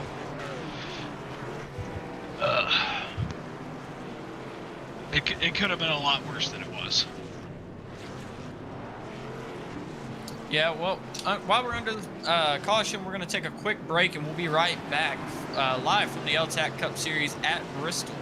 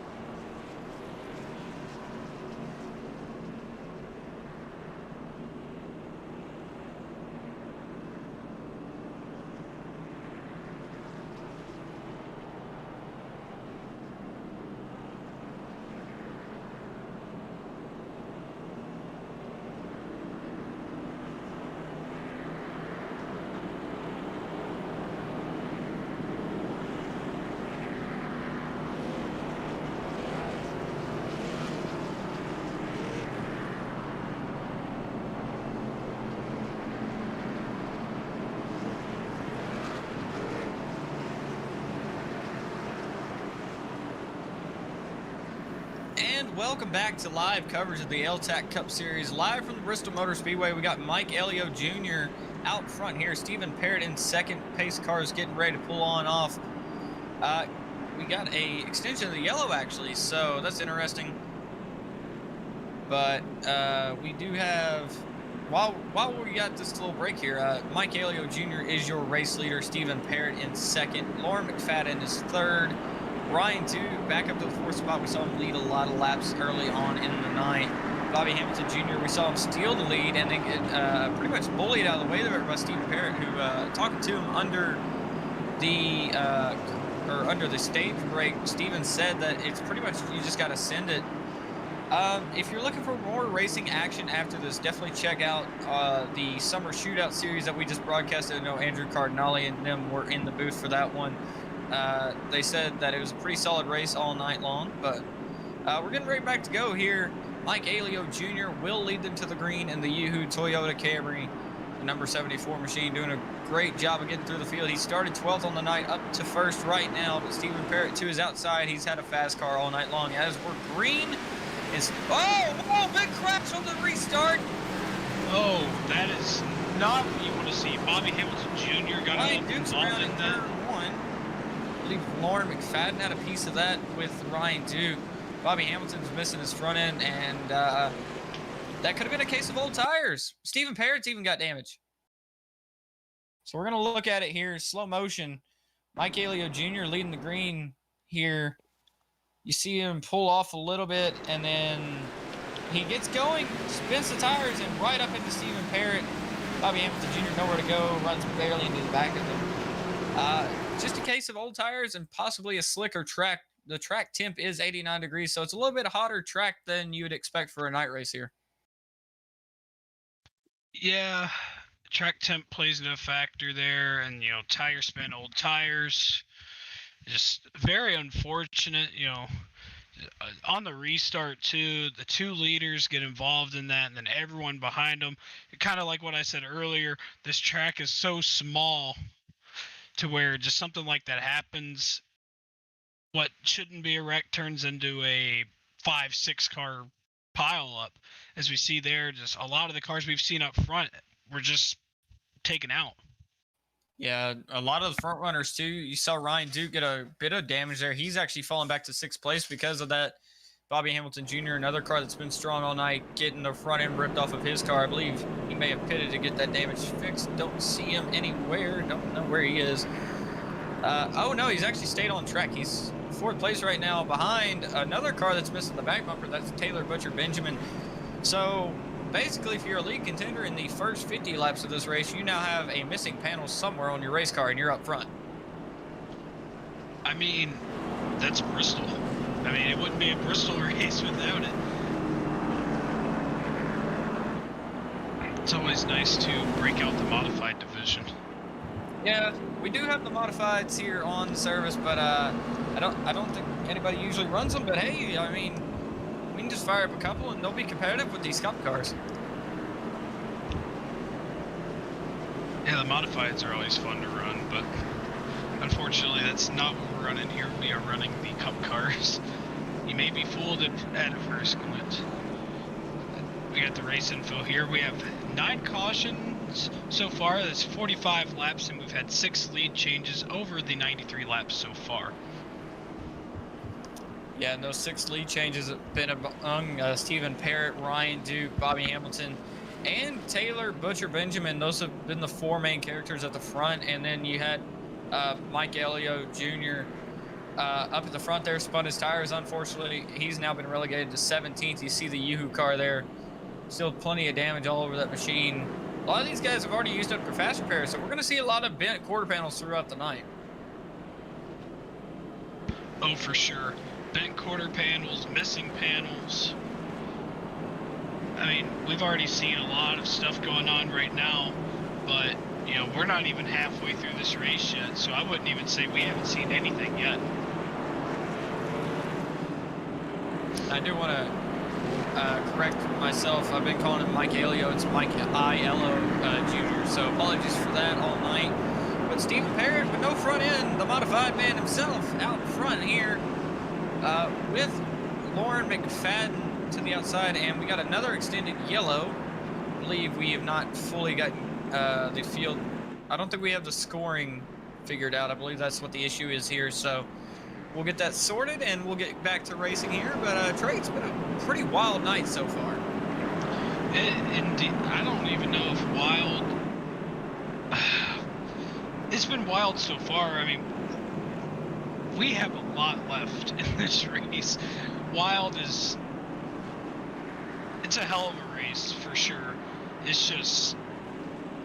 I don't even know what to really say right now. Just. It's definitely one to keep the eye on, but I wish we could get more of a longer run in, which is what I'm hoping we can get out of this. Hopefully we can get a decent run here, because I'd really like to see some green flag pit stops. I want to see strategy come into play as the pace car comes in. Stephen Parrott takes us to the lead as we go into turn 1. And you see a great representation of the NASCAR modified division leading this field. How competitive they really are with these cup cars, because you got 2 of the modifieds in the top 10, or the top 5 really. Stephen Parrott, Bobby Hamilton Jr., and then you got Ryan Duke with just an absolutely beaten car. I think Lauren McFadden's actually the best presentable car out of the top group here. Taylor Butcher Benjamin definitely not in the aero wars at all, though he's missing the back bumper of his car. So we get a lot of missing quarter panels and missing bumpers all over this racetrack. Maybe one of them flew up and a fan caught him, like in 2006 when Dale Jarrett's bumper covers actually flew off. See the onboard here, I believe that's actually the 82 of Lauren McFadden. It is. You see Bobby Hamilton Jr. right behind him, and then Ryan Duke right behind Bobby. He's got about 4 or 5 cars behind this number 82 machine, so it'll be very interesting to see what they can do with Lauren's car. See if they can get around it, or if they just battle amongst themselves. As we see our leader, Stephen Parrott, actually scraped the wall there. It doesn't really seem to affect him much. McFadden holding on to that second spot, gets a decent run out of turn 2, or actually turn 4, I apologize. But not much really else coming on right now, as we're getting slowly into a run here. Stephen Parrott, obviously still our leader. 3/10 over Lauren McFadden, and about 1.2 seconds over 3rd place. Ryan Duke has to be a caution. Yellow is going to be out for an incident in turn 3. Sean Deal back into that car off, and I believe Kyle Green's in it. Whoa, we had a big accident, actually. Big. So we're looking at Kyle Green here. He just passed Jim Herrick. I believe he actually ran into the wreck. Okay, so it started with Sean Deal and Mario Lapinta, the 13 and 44 cars. Not sure, though, what happened exactly. You see the back end of the 44 there. Catch the tail end of there. Here we go. Looks like Sean is catching. Well, actually, that's Landon Durhold. Okay, Mario got forced into the wall by somebody. Then they just piled in after that. Jim Herrick, Kyle Green. Kyle Green into there. Okay, so Jeremy Berger turned the 13 up into the wall. We've got it. Finally, we figured it out. Here we go. Mario Lapinta trying to slide up. Jeremy Berger looked like a little bit of netcode there. Put him up in the fence, back into Mario, and then it just was away from there. And netcode is basically when the game recognizes where your car is predicted to be, but it's not actually going to be where you are on your screen. So it basically thinks the hitbox is over next to the car beside you, and you two make contact. It may not be visible on anybody's screen, but throughout the game, or well, it's called almost like an invisible contact, basically. It definitely has been a thing on here for a while. It's very hard to fix, and it pops up every now and then. We've seen it on the channel, especially in our Lucky Dog Sim Racing broadcast. Yeah, unfortunately for netcode, that's just something you can't get rid of because that's just a server connection thing, which, obviously this isn't real life racing, so we can't replicate everything perfectly. So that's unfortunately one of the flaws of sim racing, but it's about as close as we can get. It sounded like somebody just blew their engine. Not quite sure.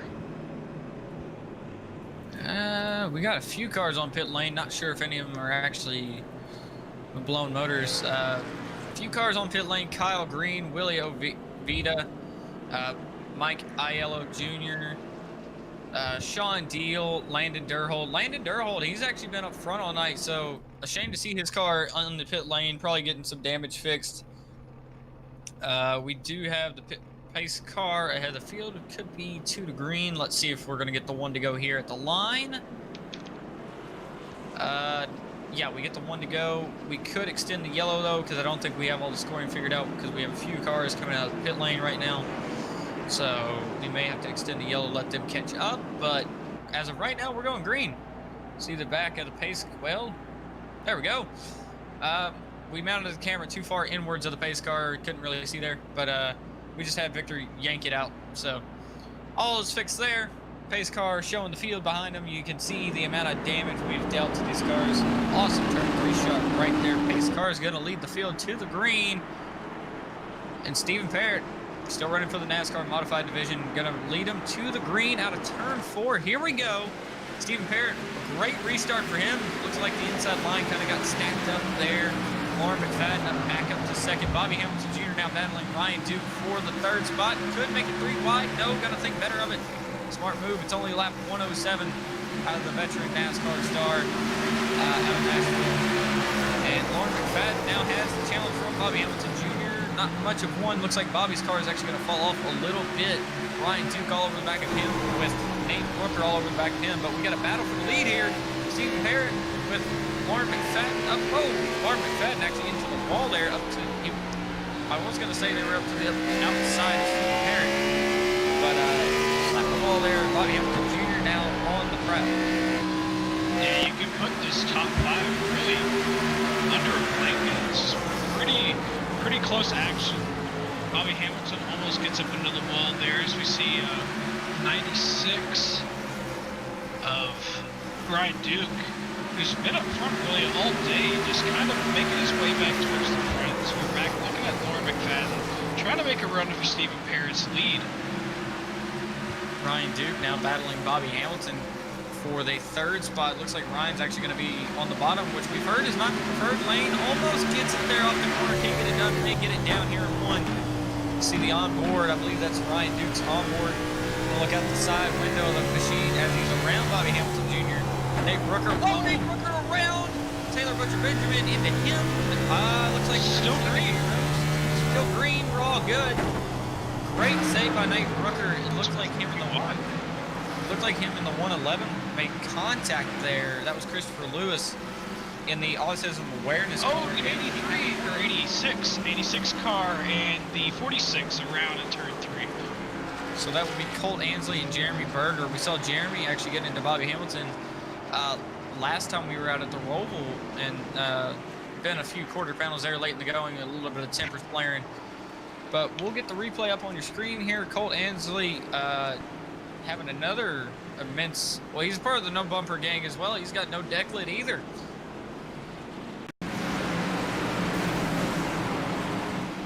Yeah, sorry to talk over you there, Colt.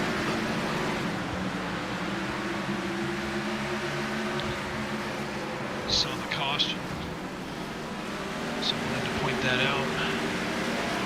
So we see him there. That was actually Nate Rucker where he went sideways. It looked like Colt Ansley was on the inside of Taylor Butcher Benjamin. Well, no contact there. Oh, Taylor caught the wall just a little bit, turned Colt down this track, and then Ryder Schrauf got into the back of the 46 trying to check up for it, but the yellow was brought out for that because the 46 was dead sideways in the corner. Great job by everybody saving it, though. But we've got 15 laps to go in the stage currently. The stage will end at 1:30, I believe, if what we were told is correct. We do have the stages somewhere in our messages here. It is 65-65, so that would be 1:30. And then the final stage is 120 laps, which will take us right to lap 250 with green-white checkers if needed. Yeah, we're coming up on the latter half of stage 2. Also, I want to give a shout out to our social media guy, Emerson Ardon. He's knocking it out of the park with these updates. So if you're not keeping up with the updates on social media, just check it out on Twitter and our Facebook page, and you will get the updates every about 5-10 minutes. Emerson is knocking them out of the park. Yeah, Emerson's doing a great job, and another shout out to Victor Vallee for the awesome camera work tonight. He's been doing an amazing job. Bring us a pan shot on the onboard. If Victor wants to pull that up, he can show it off a little bit, show off his skills. But that's just a really cool cam. There you see it there from Stephen Parrott's view. He's got the 82 of Lauren McFadden to the outside of him.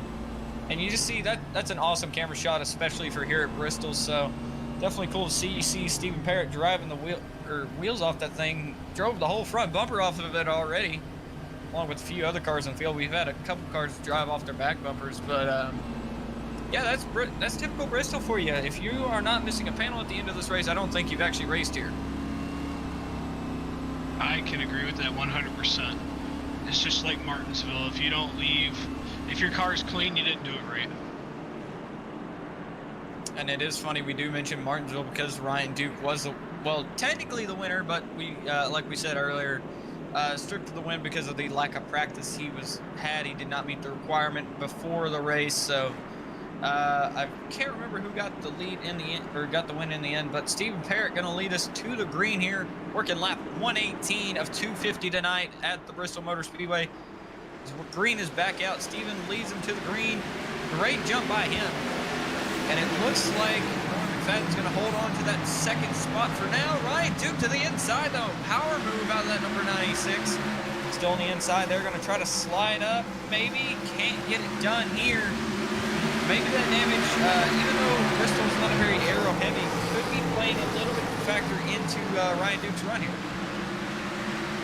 Yeah, I think the damage isn't really helping him. I feel like he can't roll the high side like he was doing earlier on in this race, so he's trying to run to the bottom. But as you can see, he's got a run going, but he can't really complete it. Almost 3 wide further onto the back here around Taylor Butcher Benjamin as he actually gets by there, as you see on the shot here. This is Ryan Dukes. Makes that pass. Taylor Butcher Benjamin just kind of sitting in the catbird seat right now. The 86 and the 6 are just kind of back there. Taylor Butcher Benjamin also just along for the right here. Gets a run, goes on the bottom, almost clips the 8. As we take lap 123. Okay, so we were told there that Taylor Butcher Benjamin did take his fast repair there last time. Props to our camera guy, Victor, for letting us know that one. We did not record it. So he's going to try to work his way back to the field. Definitely having a fresh car would definitely help here. Working all over the back bumper of Landon Durhold. And I do want to go into penalties and stuff right now. We have been told that Jeremy Berger has received a warning for reckless driving. Or dangerous driving under the last caution. Sorry about that. It was dangerous driving under the caution that was given to him by Race Control, who was in communication with us. So thanks to Race Control for keeping us updated with that stuff. So we'll have to look for that more out throughout the night. But it's kind of surprised that we've had a little bit of dangerous driving. And wow, Stephen Parrot has actually put quite a gap on Ryan Duke for having no front end. And Taylor Butcher Benjamin making his way up to 5th place. Working on, actually now up to 4th, working on 2nd and 3rd to get that, to work his way back up to the lead as he's actually taken 3rd place, as he's now working to pass Landon Durhold for the 2nd spot. Got a whole mess of cars back here. Mike Aiello Jr. and the number 74 is in a, they were in a gaggle of cars. Nate Brooker as well, Kyle Green and Jeff Napier, sorry about that. Still getting a little bit used to these names. This is only the 2nd event we've done with these guys, and we want to thank them for taking their opportunity with us to get their league broadcasted, even though it was midway through the year, and this is actually their 2nd race at the Chase. So still want to thank the guys for bringing us along for the ride. It's been a fun 2 events so far, as I believe this is actually going to be the last lap of the stage. So it looks like Stephen Parrott, no front end. Not even needed. He's going to win stage 2 here at Bristol Motor Speedway.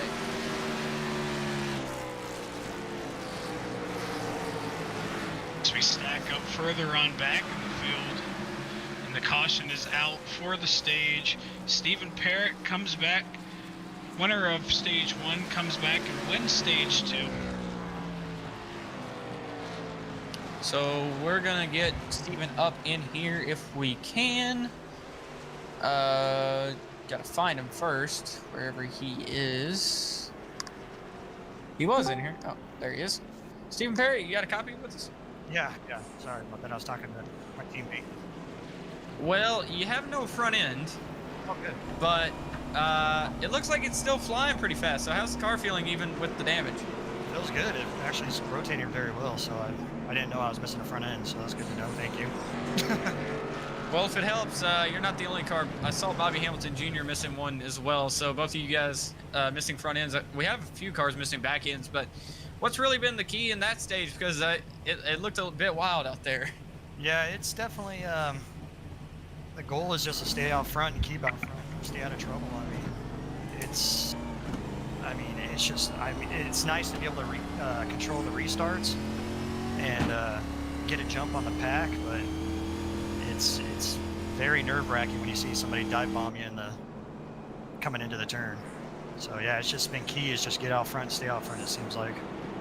All right. Well, hopefully you can keep that key throughout the race here, because it looks like we may be in tune for a long stage 3. So we'll let you get back to your office here, and hopefully you can go win the race.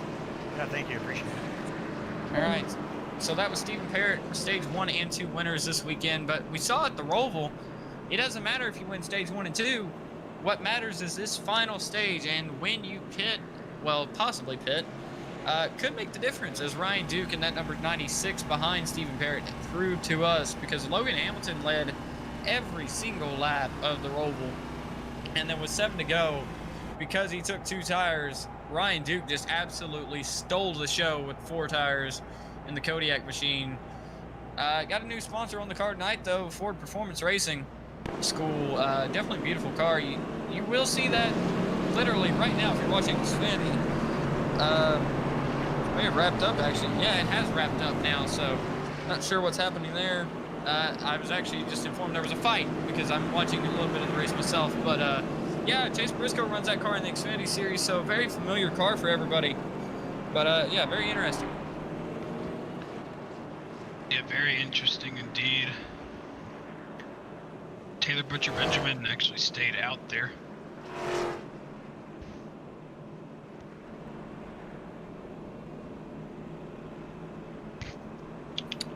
A little bit of an update, though. Chase Briscoe did actually put that car 2nd place tonight, so hopefully Ryan Duke can do one step better and put that car into victory lane tonight.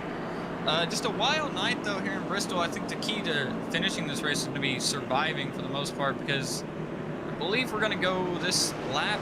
Taylor Butcher Benjamin, your leader, Stephen Parrott in second, Ryan Duke third, Lauren McFadden fourth, and Bobby Hamilton Jr. with a fresh race car up in fifth.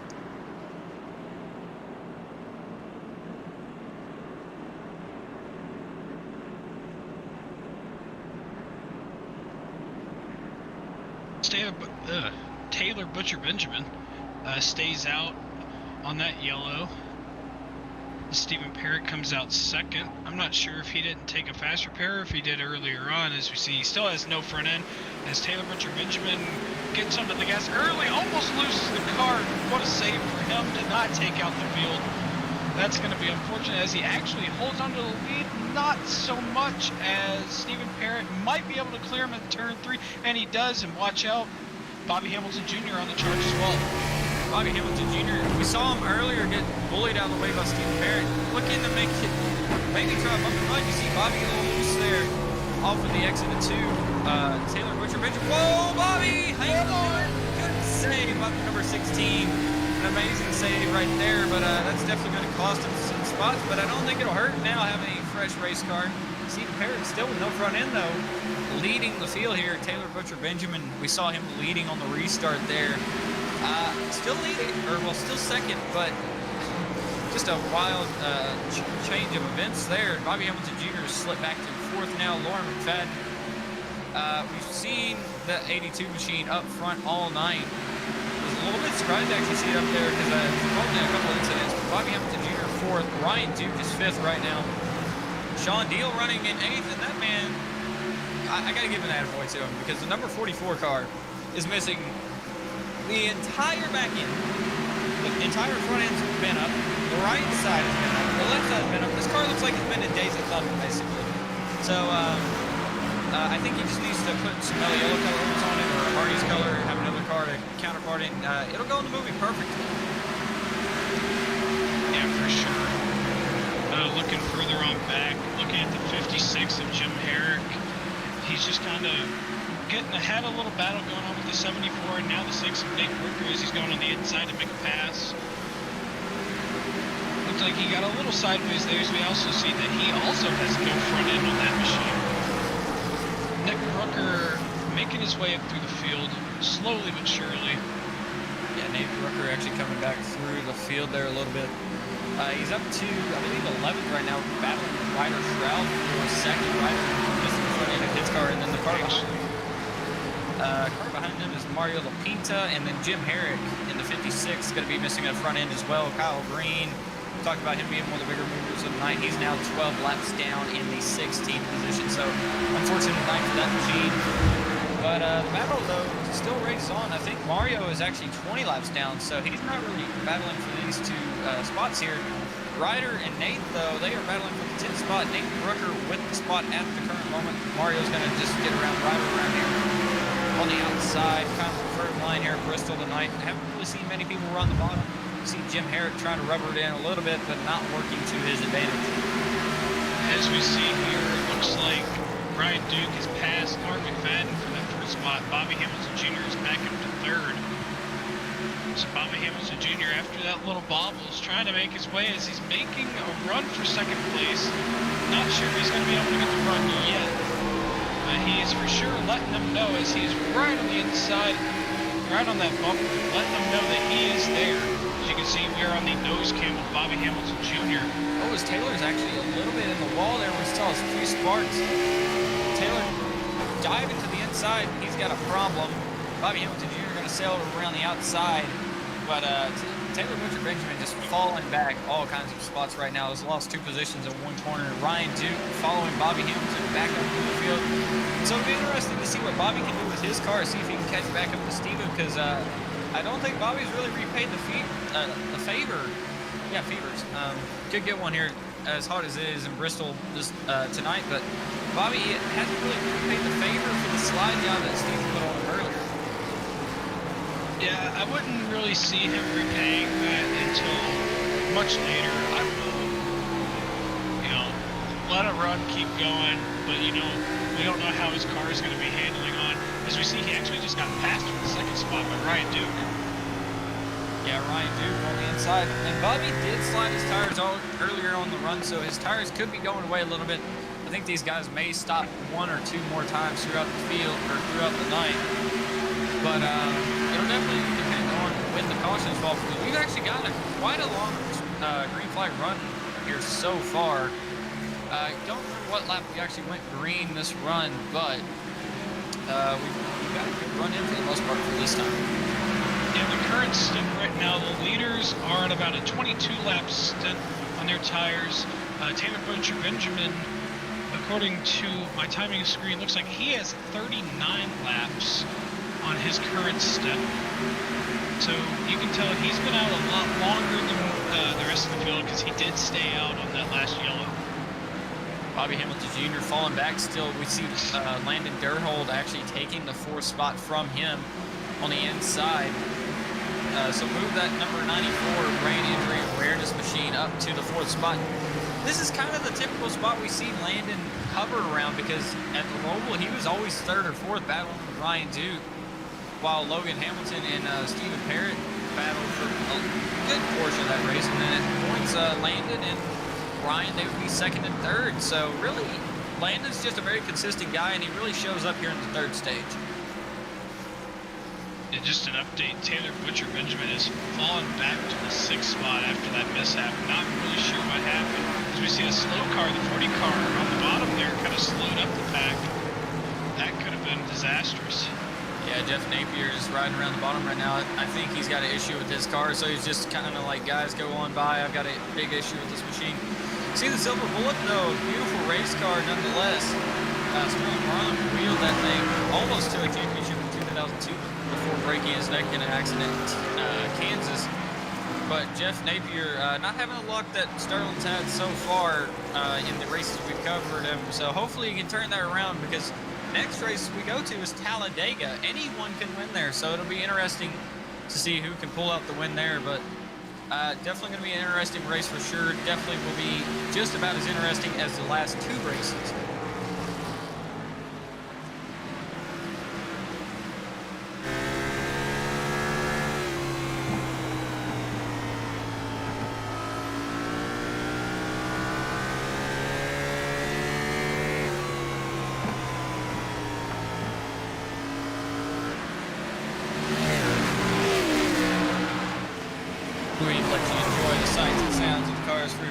There, Stephen Parrott still your leader, and Ryan Duke in 2nd, and we have a yellow, and I believe Jeremy Berger is involved in it. We're going to look and find what has happened. Oh, he's around with Mario Lapinta up against the wall. That's in turn, I believe that's turn 3 right there.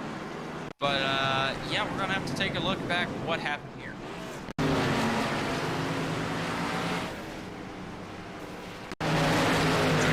Telling race control he hit the wall, so we got it here. Oh, it looks like he just got into the wall on the straightaway. Probably a typical case of the Cole Freilich brain fade that Andrew and Victor so kindly coined for me way back in our SRCA broadcast at New Hampshire. That's definitely a brain fade moment when you hit the wall on the back straightaway. He actually caught Nate Brooker up in that with Mario Lapinta backing it up in the wall. And I believe that's our 11th or 12th caution of the night. We might actually break the NASCAR record for cautions here tonight, because we've had just a whole host of them. And it's not even because of the cars or anything, or the drivers themselves. It's just such a challenging race, and really everybody's trying to adapt to it. And it's with it being an open set race, a lot of cars are faster than the others, and sometimes you just got to move them out of your way. I agree, and as expected, the leaders did come down pit road. That stint was 33 laps. So that was a pretty decent run. Unfortunately, we haven't got to experience those green flag pit stops yet, which I'm actually rather disappointed, because I'm really hoping that we can get a long run in so we can see that strategy come into play, especially with these open setup races. You know, everybody's car handles differently, and I'd like to see how it plays out. So it looks like we got Mike Aiello Jr. at the front of the field. He is not a lead lap car, though. Stephen Parrott is your leader. Mike Aiello Jr., I believe he's actually going to try to catch the wave around here, get himself 3 laps down on the field tonight, unless he pits this time. But Stephen Parrott, your race leader. Ryan Duke in second. Lauren McFadden third. Landon Durhold fourth. And then rounding out your top 5 is going to be Bobby Hamilton Jr., who we saw have a little bit of issue there on the restart. Could have burned off his tires just a little bit. But definitely expect that car to be up near second or third later on tonight, possibly winning this thing.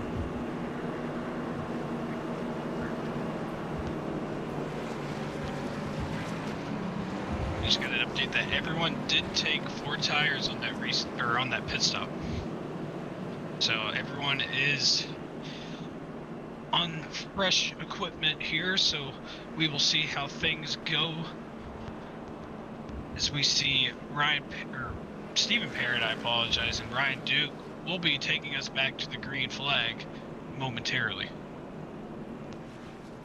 Yep, and I believe Jeff Napier was waved around the pace car. Not sure. Probably a scoring issue there. Lights are out on the pace car. There goes Mike Aiello Jr. around it, taking the wave around. So Stephen Parrott, don't know where I got Scott from, but Stephen Parrott up to the front now. Ryan Duke to his outside. Lauren McFadden on the inside. Landon Durhold on the outside, and then Bobby Hamilton Jr. and Colt Ansley. How about Colt Ansley? This man flipped his car earlier, and he's now running 6th after getting his fast repair. And we're going to restart here on lap 170 of 250. So long way to go, short time to get there. And Stephen Parrott might be eastbound and down. Who knows? But Stephen Parrott leading them to the green. Green flag is out. Stephen gets a great jump over Ryan Duke. And it's going to be back to business for Stephen Parrott leading on the outside. Ryan Duke all over the back bumper, though. And Lauren McFadden on the inside. So it looks like we may have a whole host of characters at the front. Lauren McFadden sideways, and it's going to go around. Saves it. Ooh, kills the cone there. So we're going to need a replacement cone there, and we have a yellow. Yeah, they're wrecking the 86 Colt Ansley. We were just talking about him. Got spun around there. Looked like I think it was the 50. I'm not quite sure. Look, he also got loose. Not quite sure who it was, but somebody almost hit the barrels right after Lauren McFadden did. And then after that, I think everyone was just getting slowed down here as we see the replay on Colt Ansley. Lauren McFadden sideways there, and then Colt Ansley tried to save it. Sean Deal got into him. I think he just did a little bit of damage to the left rear of that car. Not too bad. Definitely less damage than earlier when he flipped, so that's definitely good for him. I don't think it'll do any motor damage because iRacing sometimes can be very picky about that motor damage, but I think the hit was square enough in the left rear that it's not going to really affect that race car. We've seen cars with damage up front all night, so it'll be interesting to see if that 86 machine can get back through the field. Currently 11th in the field right now. And then Stephen Parrott, still your race leader. Ryan Duke second, Landon Durhold third, Bobby Hamilton Jr. up to fourth, and Nate Brooker has come all the way back to fifth after having his problems earlier in the race. Yeah, Nate Brooker has kind of had an up and down day so far. Up front, had a little incident, and now he's just kind of where is he right now?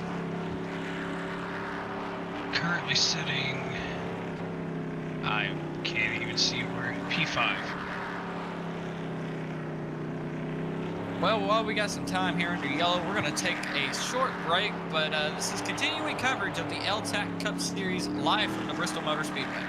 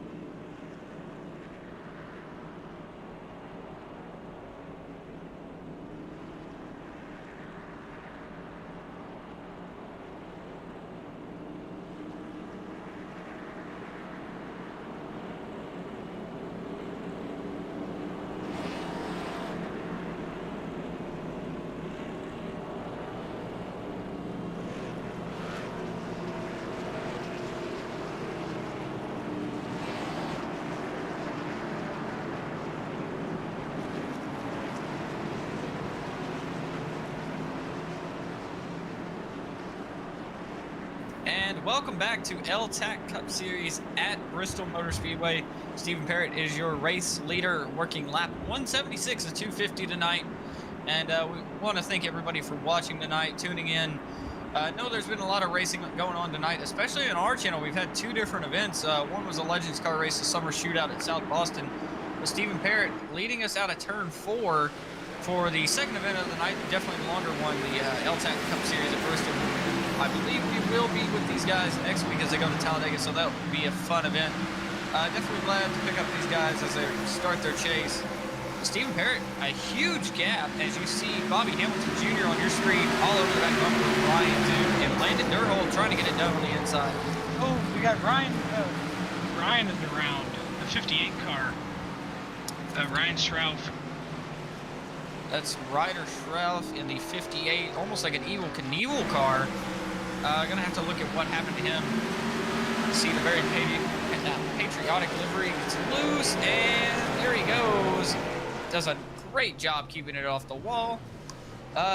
Great promo picture for Food City right there, as you can see. Big race sponsor for the Cup races here at Bristol. But Ryder Schrauf gonna catch the tail end of the field. I believe he is the last car on the lead lap. Mike Aiello Jr. is the first car lap down. I would say he's a lap down, but he's 3 laps down now. He might get one of those laps back here, so we'll have to see how that works out. Ryder Schrauf, though, coming to pit lane, take some tires after that spin. Yeah, most definitely.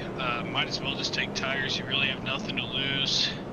For the rest of the field, obviously no need to come into pit road. We didn't even go but 3 laps, so didn't even really get much of a run there. Tires didn't even get heated up, so that just means we'll rack them up again and try and get another run going.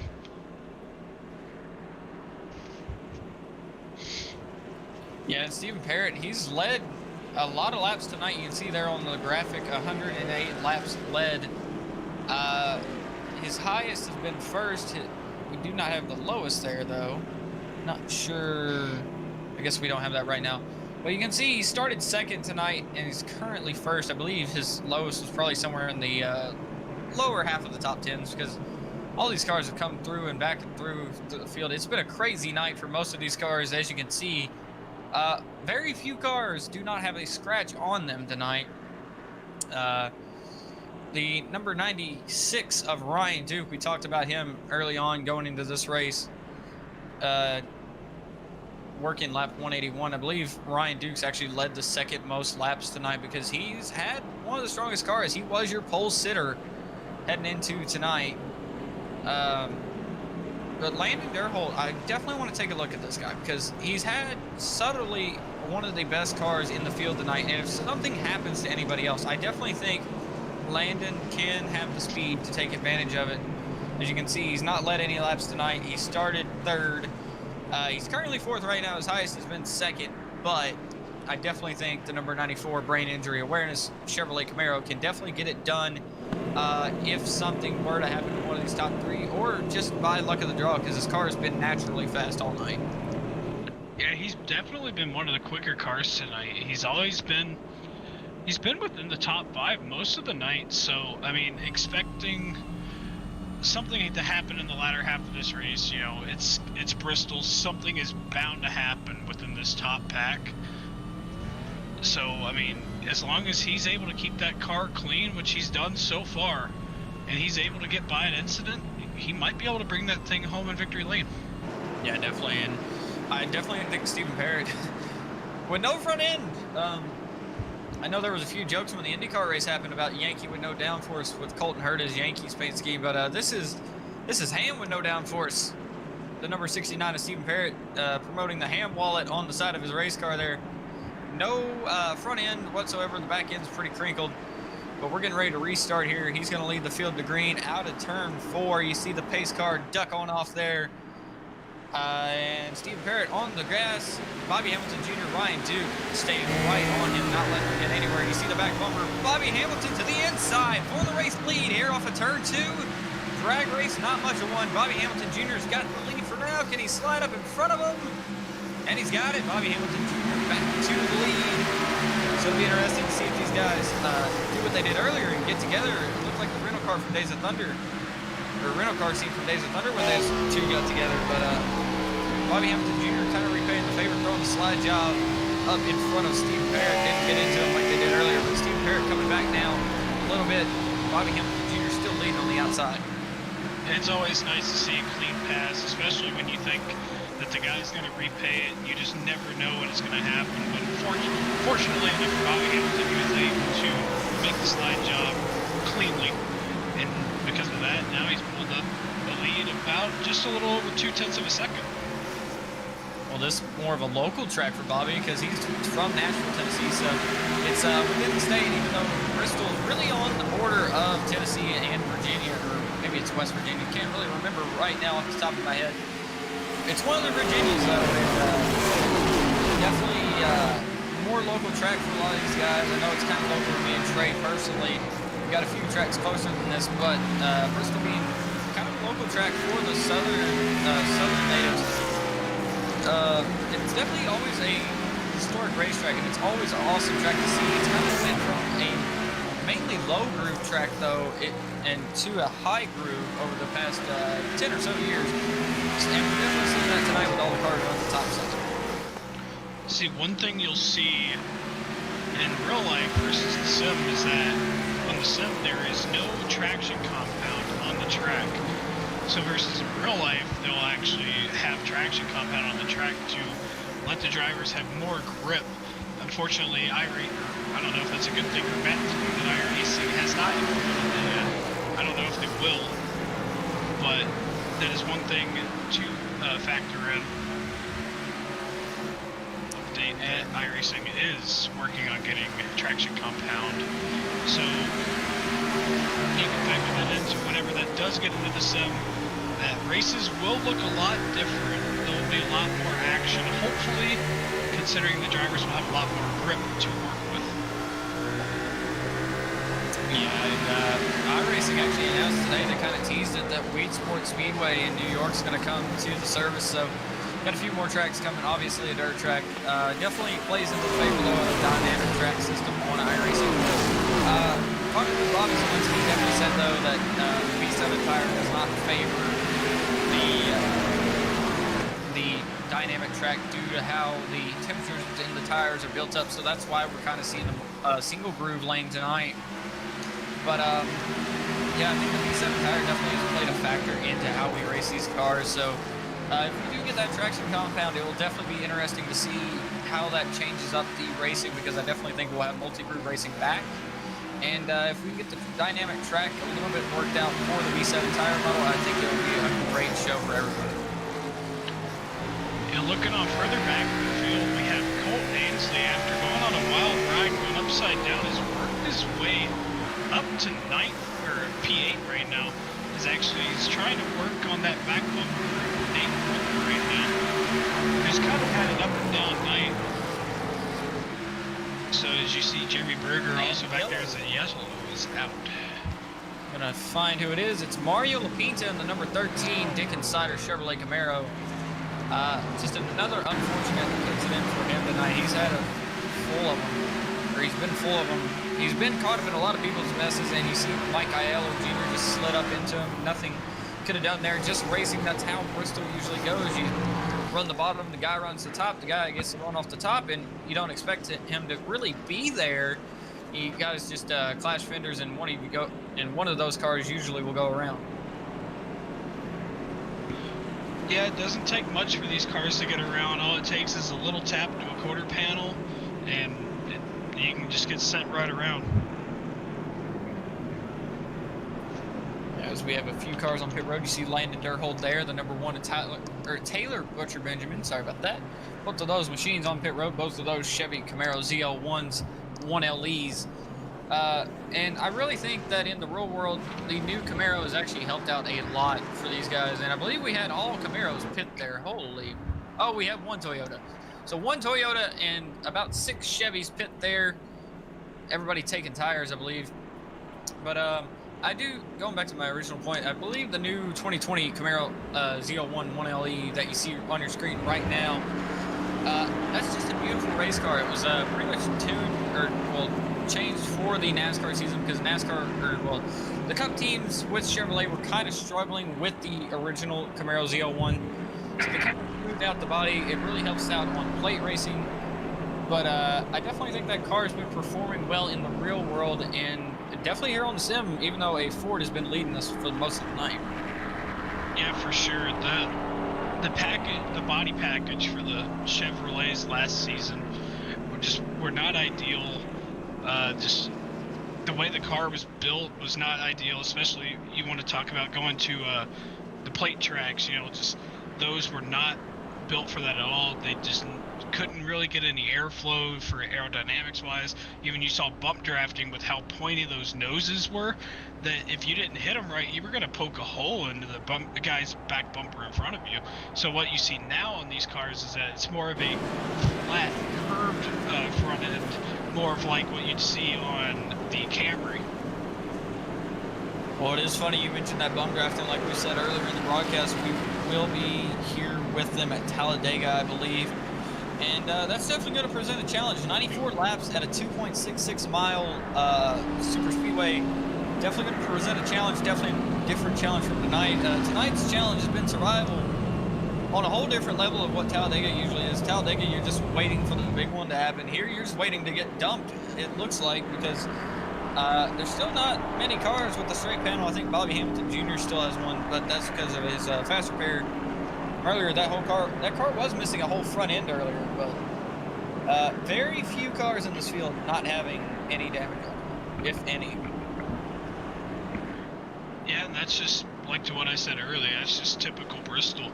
If you don't leave with at least some part of that car banged up, then I don't think you did it right. I want to thank our social media guy, Emerson Ardon, informing us this is caution number 16 of the night. We're going to work the restart here on lap 203. Coming to 204, Stephen Parrot leading the field on the inside there. Number 69, Ford Mustang, the hand wallet. Whoa, he slides the tires. Bobby Hamilton takes the lead off the restart there. Stephen Parrot had a big wiggle. Could be those old tires on that machine, but Bobby Hamilton Jr. now takes the lead. Ryan Duke in second. Landon Durhold, I told you about him. He has the raw pace. He's coming up to third right now, so he could stick with you guys. Oh, got another Hard McFadden, big wreck. Big wreck, and we talk. Oh, Mike Aiello Jr. hard into the fence. Nick Brooker also around in turn one. Sean Deal, his car is destroyed. The tow looks to be knocked out of it. Yeah, we got a bunch of cars wrecked here, so we're gonna look at it. Lauren McFadden, oh, hard into the fence. Another car hard. That's Jeff Napier. And the number 40 hit Lauren. And I believe Sean Deal was in that somehow, along with Nate Brooker.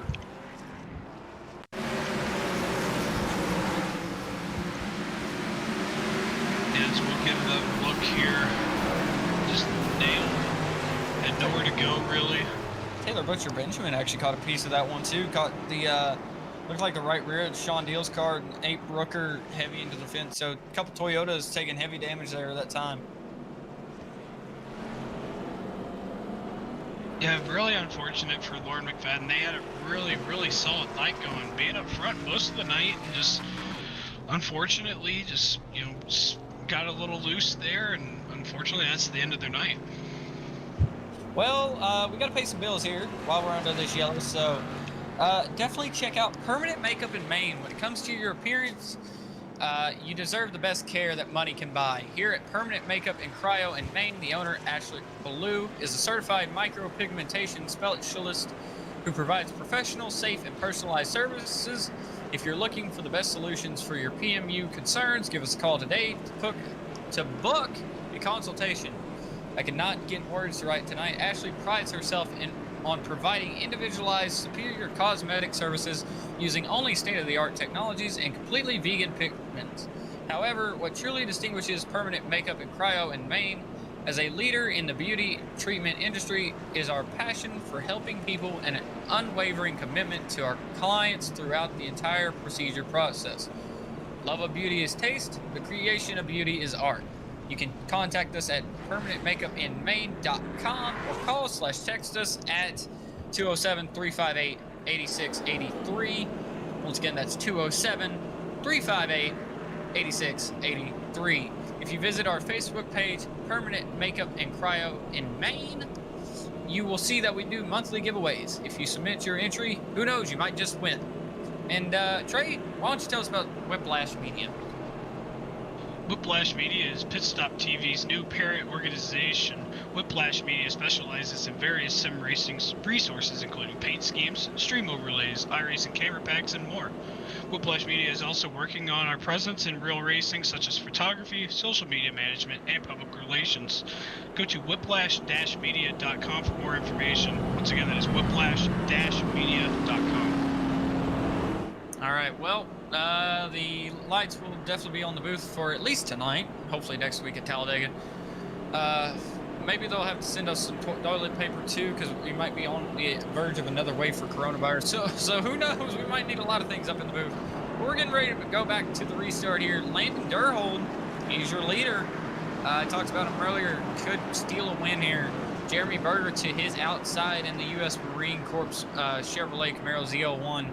Then Taylor Butcher Benjamin, who caught a little damage there in that big one, going to be third, with Jim Herrick with no front end, another one of the modified division, on the outside and fourth. Yeah, the 56, we haven't really seen much of him. He's been, from what I've seen, just kind of been chilling in the back, and now he's up in the top 5, so pretty solid night for him so far. Or not the 56, I'm sorry.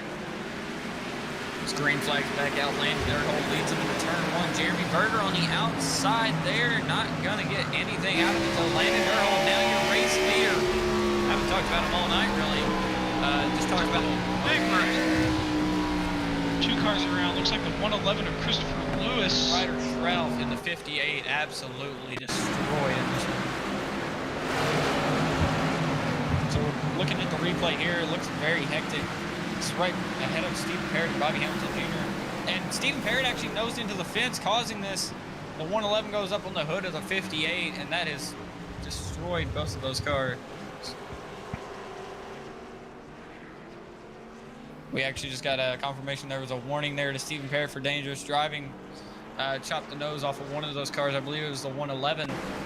But, yeah, definitely a wild night. And I believe we're working 118. Or, well, this is caution 18. We're working lap 207. Sorry about that. I've been getting so confused with how many numbers and laps we've gone through. It's been a wild night for us up here in the booth. And, Trey, I think we both had a little bit of a memory slip at some points tonight. Oh, for sure. I mean, nobody's perfect. Even the pros do it. So, speaking of slip-ups, I want to issue an apology out to Ashley, because we mispronounced her last name. Ashley Bullier, over at Permanent Makeup and Cryo in Maine. So I want to apologize for the mispronunciation of your name. Well, usually we have Andrew doing that, so usually he knows how it goes. I don't really usually know how some of the pronunciation goes, and definitely that's some kinks we'll have worked out in the future while we're broadcasting here. But definitely want to thank Andrew for giving me and Trey the keys to the booth up here in Bristol, Tennessee. It's been a fun one tonight. Definitely got to thank our production team, Victor Valee, and then thank social media guy Emerson Ardon. You usually see Emerson doing the SRCA broadcast with us on Thursday nights. They actually just wrapped up their season, so we're kind of looking for a little bit more work since we don't really have much going on right now. We have the summer shootout happening same night as tonight, though. We have L-TAC on Friday nights, so our Friday night's kind of booked. Wednesday night we will be back, though, with IORL at Laguna Seca, and that was a fun race at Michigan that we saw there.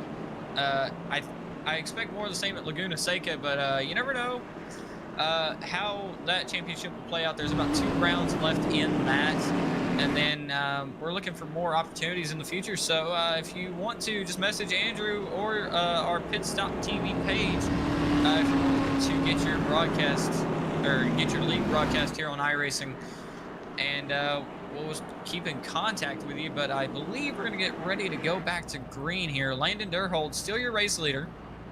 Jeremy Berger to his outside. Pace car's lights are off this time. Taylor Butcher Benjamin is third, though. Colt Ansley in fourth. Mike Aiello Jr. trying to come off a pit lane there. Ryan Duke is in 5th, and then Nate Brooker is going to be 6th in the 6 car. So definitely be fun restart here. We've got just about roughly 30 laps to go in this race. Yeah, this race has been pretty hectic. You know, you mentioned Landon Durhold coming up at the end of this thing might be up front, and here we are, about 35 laps to go, and here he is up front leading. But you know, you never know what can happen as the pace car makes the hard left, and we are green as he gets a really good jump over Jeremy Berger. Going into turn 1, looks like he's going to go to the high side and have about a car length and a half advantage. And Landon Durhold, I specifically said that he may be up here because really track position's a key. He pitted a caution earlier before Stephen Parrot and Bobby Hamilton Jr. Both of those race cars in 7th and 8th right now having to work through the field. I definitely think they have the cars to do, but Landon Durhold holding strong onto this lead with Jeremy Berger right behind him. And as you can see on this behind shot, actually we just switched, but you can see everything going on behind them. Just everyone singling out, being singled out there, excuse me. Jeremy Berger still trailing behind at about 0.4 of a second back. Cole Ainsley, after going on that wild ride, is at P3 right now. Yeah, Colt Ainsley worked his way back up through the field. Colt Ainsley actually started 11th. How about Jeremy Berger, though? He is up to 2nd place after starting 16th tonight. We talked about the guys further back in the field. Kyle Green, he was having a solid night, now 13 laps down after starting 20th. He had worked his way up to the top 5. Bobby Hamilton Jr. starting almost shotgun the field in 17th. He's up to 7th. And after that, I think the biggest mover after that might be Jim Herrick, who's got no front end right now. He was 14th, now 9th in the number 56 machine, but definitely showing off for the modified division tonight. And hey, if you got a modified league, we're open. Don't message us. We'd be happy to broadcast the modified league. Definitely already have a few good candidates in this race to join it, I think. But Landon Durhold still holding strong onto this lead with Jeremy Berger all over the back bumper of him. As we see Nate Brooker sitting in the 6th position right now, trying to work that back bumper with Stephen Parrot, who seems to have a front end back on that race car. So it looks like he did use his faster pair finally, after racing most of today without. As he's making a run on Jeremy Berger there. I'm not quite sure what happened to Jeremy there. See, washes up the track. Looks like he must have gotten into the wall a few times. Ryan Duke making another run through the field. He's got his damage fixed too. I think they finally all decided to get their fast repairs. He's working on Colt Ainsley for the 2nd spot right now. Landon Durhold definitely wanting to hold strong on that lead though.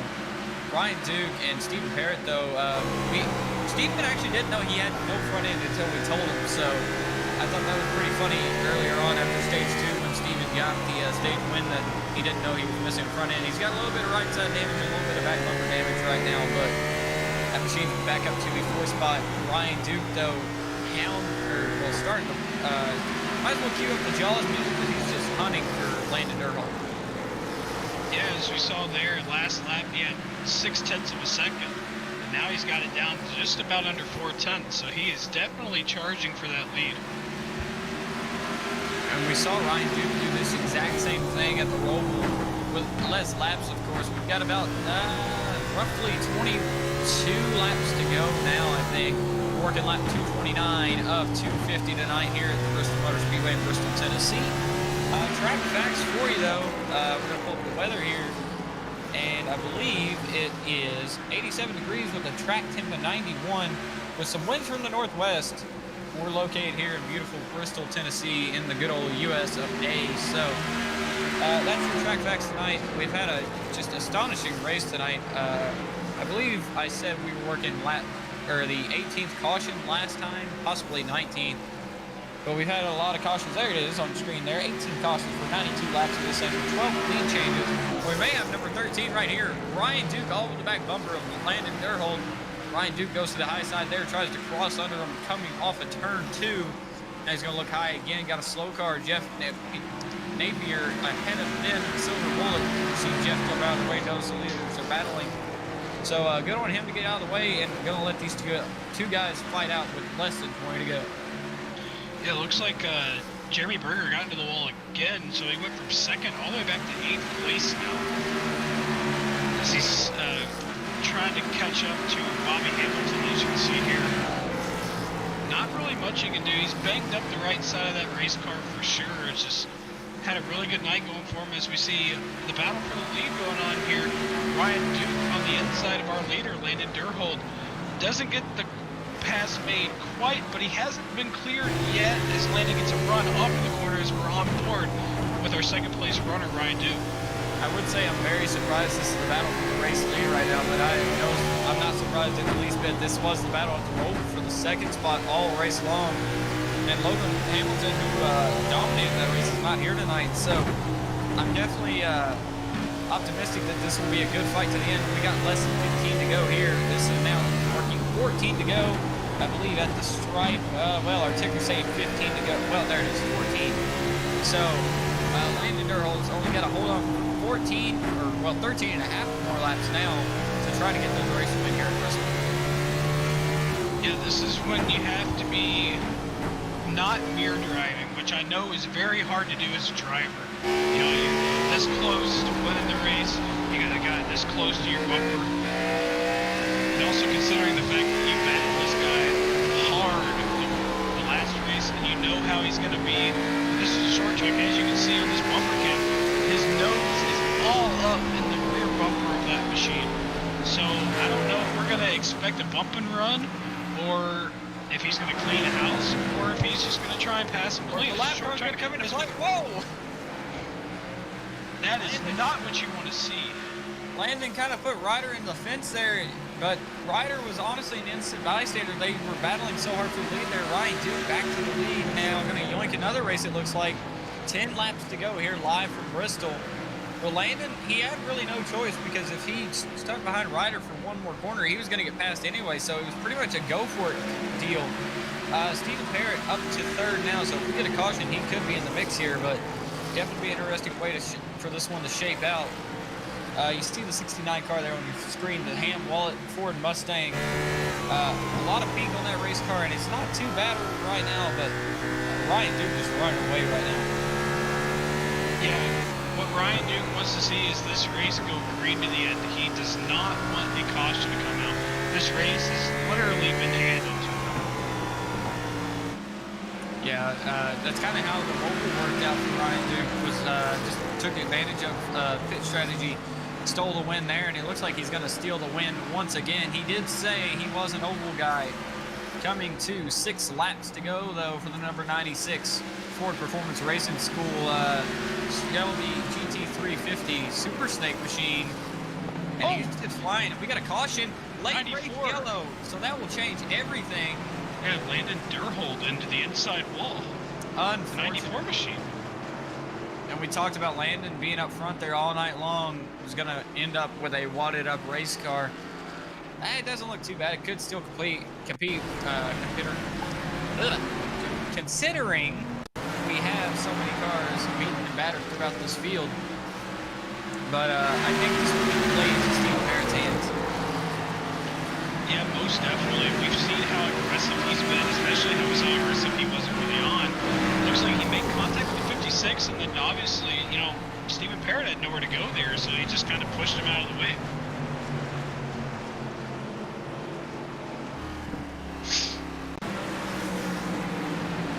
Definitely, that yellow is not what our race leader Ryan Duke wanted to see. As we're going to get another view of this wreck on board with Stephen Parrot. Yeah, as you can see there, he was just right behind him. Really had nowhere to go.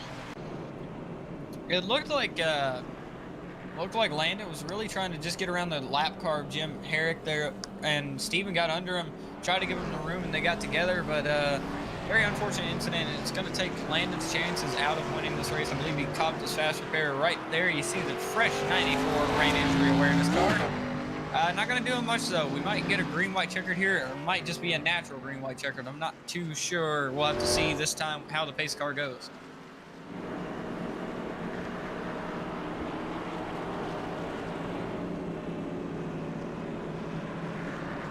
As we have an update, as we're looking at timing and scoring here, as you can see on our ticker on the left side of your screen, only 9 cars are on the lead lap. Bobby Hamilton Jr.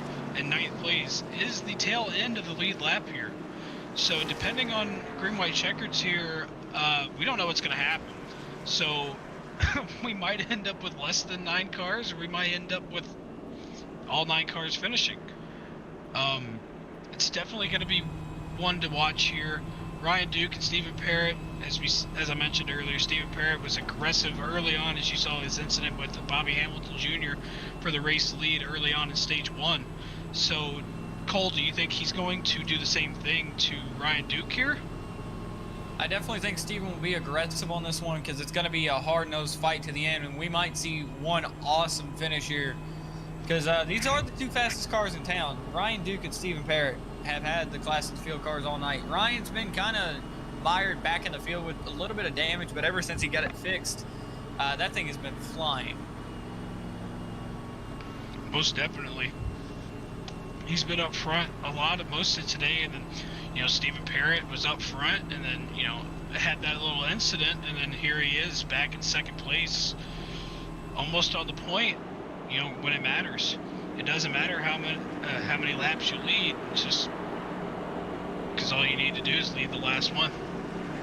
Yeah, that's what's most important is that money lap. Well, it was going to be this lap because we are working lap 250 right now, but I believe it's going to be lap 252 when we do cross the stripe for the white flag. If we do not get a yellow, that is. It'll be solely dependent on that. If we take the white, no yellow can come out. That's how the green-white checker that's how iRacing in general works, but especially the green-white checker. We just got to make it to the white. Ryan Duke, your race leader on the inside.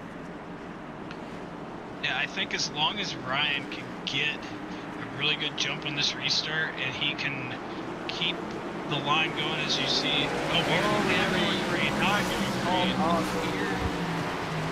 I believe it was a scoring issue. I saw Mike Aiello Jr.'s car on the inside. Not sure what was happening there.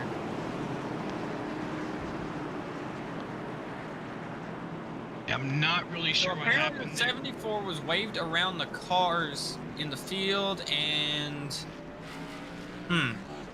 as they've delayed the green flag once more. So this will still be our first attempt. We want to reiterate. We got 3 attempts at a green-white checker. This is still the first attempt. That was just a no-go. We were about to go green. They waved it off at the very last second there. Pace car had to pull back in because he had already pulled off, but we never did take the green flag there for the green-white checkered. Mike Aiello Jr., though, it was a scoring issue. He was waved around the pace car and never got it. He never got to go around the field until the very last lap there, but we're going to have the lights out on the pace car here as Mike's catching up to the back of the field, who is heading through turn 2. Ryan Duke, still your race leader. Stephen Parrott, 2nd. Colt Ansley, after going up on his lid, 3rd. How about a comeback from him? Nate Brooker in 4th. Taylor Butcher Benjamin in 5th. And Landon Durhold's going to round out the top 6 here. Jeremy Berger, 7th. Bobby Hamilton Jr., we saw them have tempers flare at the Roval, starting next to each other, 7th and 8th. And then after that, the next car on the lead lap is Jim Herrick. As we come out of turn 4, we will get the green this time. Ryan Duke with the jump, though. Steve Herrick going to have that preferred outside line going into turn 2. We're wrecking. Actually, we're green. Bobby Hamilton Jr. slides and takes out the cone. More wrecking, and that's going to be a yellow. So, second attempt, Bobby Hamilton Jr. still wrecking. Second attempt here, Ryan Duke did not take the white flag, and we're going to use up attempt number 2 here. So, to refresh it for you, something happened there on the restart. Don't know what did. Oh, it looked like Bobby caught Colt there. Okay, so we're looking at Bobby Hamilton Jr. here on the restart, and Taylor Butcher Benjamin did not go. Oh, Colt Ansley got loose. Tire spin onto a bunch of cars. Bobby Hamilton Jr. got shoved to the inside there, came back up and got into Colt Ansley. Took out Mario LaPinta. So that's very interesting. And I think Mike Aiello Jr. is finally going to be on the lead lap. We talked about him being 4 laps down early on in the race, but I think he's finally back on the lead lap. So awesome job. We'll have 10 cars on the lead lap to restart this thing. Yeah, this is definitely what Ryan Duke does not want to see. I feel like when that first green white checkered attempt got delayed, it might have thrown him off a little bit because he didn't get quite the jump as he did the last time. But it was enough to get cleared. As you can see, he's still our race leader. Honestly, I kind of expected that to happen because people are, on older tires. Well, some of us are on older tires. Like, I'm looking right now at my timing sheet. It says the current stint for our leaders, like Taylor Butcher Benjamin has 51 laps. Ryan Duke, it says 44. I don't know if that's actually correct. But yeah, so 44 laps on tires for our leaders. And then the rest of the top 10 are on about 3-lap old tires. And Colt Ansley is on 51 lap old tires. So thank you, Victor, for that information. Landon Durhold, though, he's up to 5th. It looks like here. Nate Brooker in 4th. Taylor Butcher Benjamin in 3rd. So a great recovery by that number 1 machine.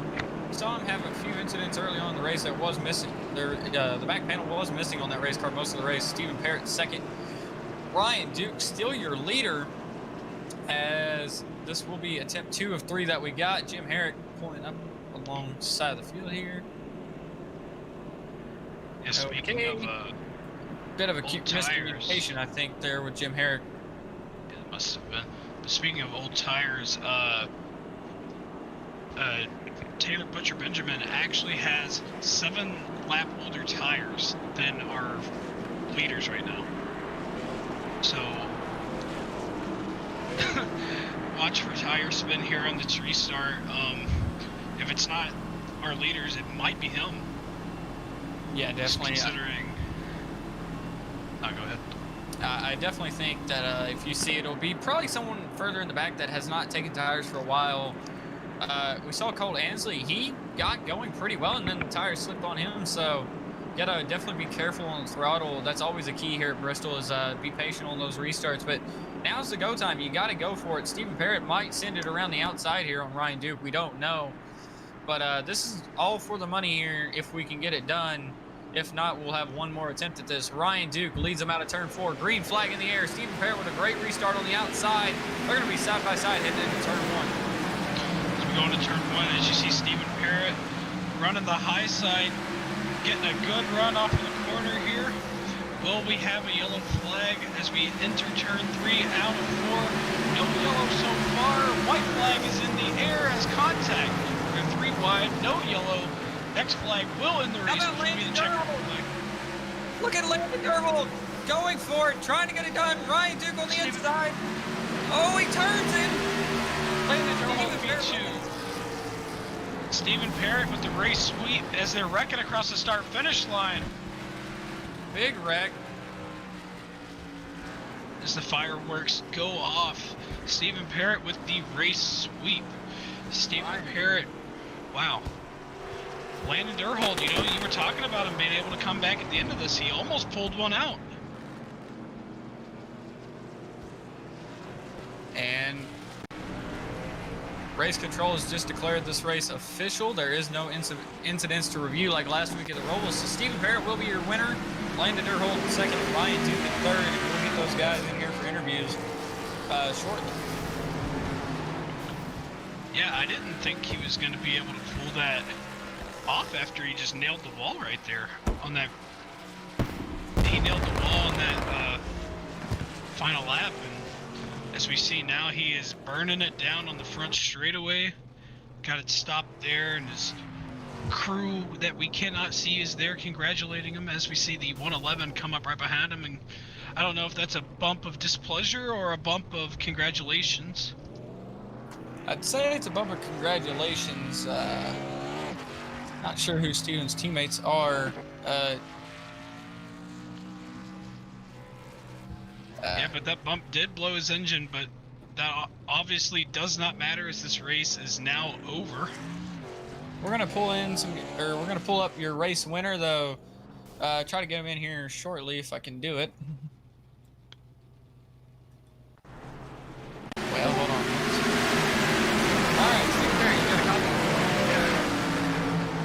that was a wild finish. We saw it, Landon Durhold, you and Ryan duking it out for the finish there. Just a wild finish. Take us through those last 2 laps.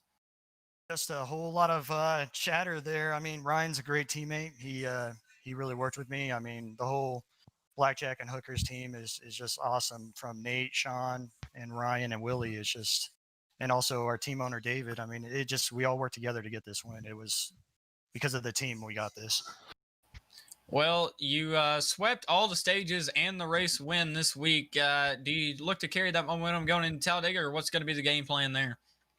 Yeah, definitely. It's going to be, once again, a lot of teamwork there, too. I mean, it's a super speedway, and it's going to be interesting with the points race that we have going on right now. And it's going to be an interesting race, I'm sure. Just hopefully not as many cautions. Yeah, definitely. Hope. I believe the official tally was something upwards of 20 cautions tonight. Yeah, 20 cautions for 105 laps. Do you definitely think that it'll at least be a little bit cleaner next week? Yeah, we're hoping. We're definitely hoping. I mean, we usually tend to run a little bit cleaner at super speedways. I mean, we fall in line a little bit better. I think just everybody was the tire wear here was affecting people because it seemed like around 30 laps. I don't know. You guys would know better than I would, but it seemed like that's when we would get a caution. Once we got a green flag going, those tires would fall off and people would have a hard time. So yeah, it was a crazy race from start to finish. Well, you did pull off the win, and before we let you get out of here, though, who do you got to thank for your win tonight? Oh, just like I said, everybody on the Blackjack and Hookers team. They're just amazing guys. I mean, we had Ryan come in late. He told you about the whole Martinsville incident, and he came onto our team, and we've been learning a lot from him. The guy is just a great driver. All right. Well, thank you for joining us up here in the booth, Steven, and great win tonight because that looked like it was basically a survival race for you. Oh, yeah, it was. I mean, once I got that clean car, then I cut off Ryder's nose. I thought I was clear. That was all on me. And then it's just I lost engine power. So I just kind of was hoping that we would, I was catching Landon before those last series of cautions. So, and then I don't know what happened, but all of a sudden he turned in front of me. I don't know if it was my issue or something else happened. But, yeah, I just knew with the green-white checkered, I knew it was going to be just keep the throttle down as much as you can. All right. Well, hopefully we're seeing you back in victory lane at Talladega next week, and definitely look forward to seeing you more throughout the season, Steven. Yeah, definitely. We like having you guys on board. Thanks for doing the broadcast. All right, and thank you for joining us up here in the booth. We're going to get second place up here now, who is, I believe it was Landon Durhold after that wild mess of a finish there. Landon Durhold, hold on, let's try to get him. If I can find him, he was in here. He might have left. So we cannot get Landon right now, it looks like. So we're just going to pull up Ryan Duke while we can here. Ryan Duke, you got a copy? Yes, sir. Or yeah. All right. Well, a wild race, and it looked like you almost had it over your teammate there. What was really the game plan going into that last green-white checkered? I mean, my plan was to win, obviously. For some reason on that restart, the 1 and 2 was okay, and I went to 3 and 4, and it just got tight, and I went all the way up, and I seen that Steven was coming, and I went down low because I didn't want to block him, and then so he passed me, and then from there it was just all survival of the fittest, I guess. Well, we saw your car kind of fall off there mid-race. You did lead a good portion of the start there. You led 42 laps tonight. Was there really anything you could have done differently to actually beat Steven, or was it just chaos there at the finish? Nah, he's a really good driver. Me and him have worked together for the last 2 weeks with Nate and Sean, and we're just doing practice after practice, and learning where we got to be, what we got to do, tire wear, all that. We really didn't run enough laps to get serious tire wear. But we really just worked together all week long to figure this track out so we could be up front. Well, next week we go to the big wild card in you guys' chase. I know we had the Roval and Bristol here the last 2 weeks. But we go to Talladega next week. What's going to be the game plan there? You just going to ride in the back, try to secure some points, or you going to go for it? Well, I'm gonna go for it always. I'm always gonna go for it. I'm never just gonna ride in the back. My plan is just to get with one of my teammates and just hook up and roll on, see what we can do. I mean, Talladega, I'm not a big fan of it just because there's a lot of people who draft wrong and can't really hold a line. So, but these group of guys are pretty good, and I'm excited to see where that brings us, and I'm excited where my team goes with it because I mean we're all pretty good, and I trust any of these guys to draft with. All right. Well, hopefully we're seeing you back in victory lane like we saw you at the Roval. And even though you didn't really meet the requirement there for Martinsville, it looks like you've been pretty solid, no lower than second. Well, according to the scoreboard, the rules may say differently afterwards, but you haven't finished lower than third. So definitely got a lot of momentum going here in the late portion of the season. Yeah, I still have a lot to learn, but we'll all get through it, and we'll just keep on digging to the next race and just figure out where it goes from there. All right. Well, thank you for joining us up in the booth, Ryan, and definitely hope to see you next week at Talladega. All right, I appreciate it. So that was Ryan Duke, who finished second tonight, which Trey Patton, I believe we're going to finally get Landon in here for the interview, and I'll let you take it away. All right, Landon, this is Trey up in the booth. You got a copy? Hey, man. Sure do.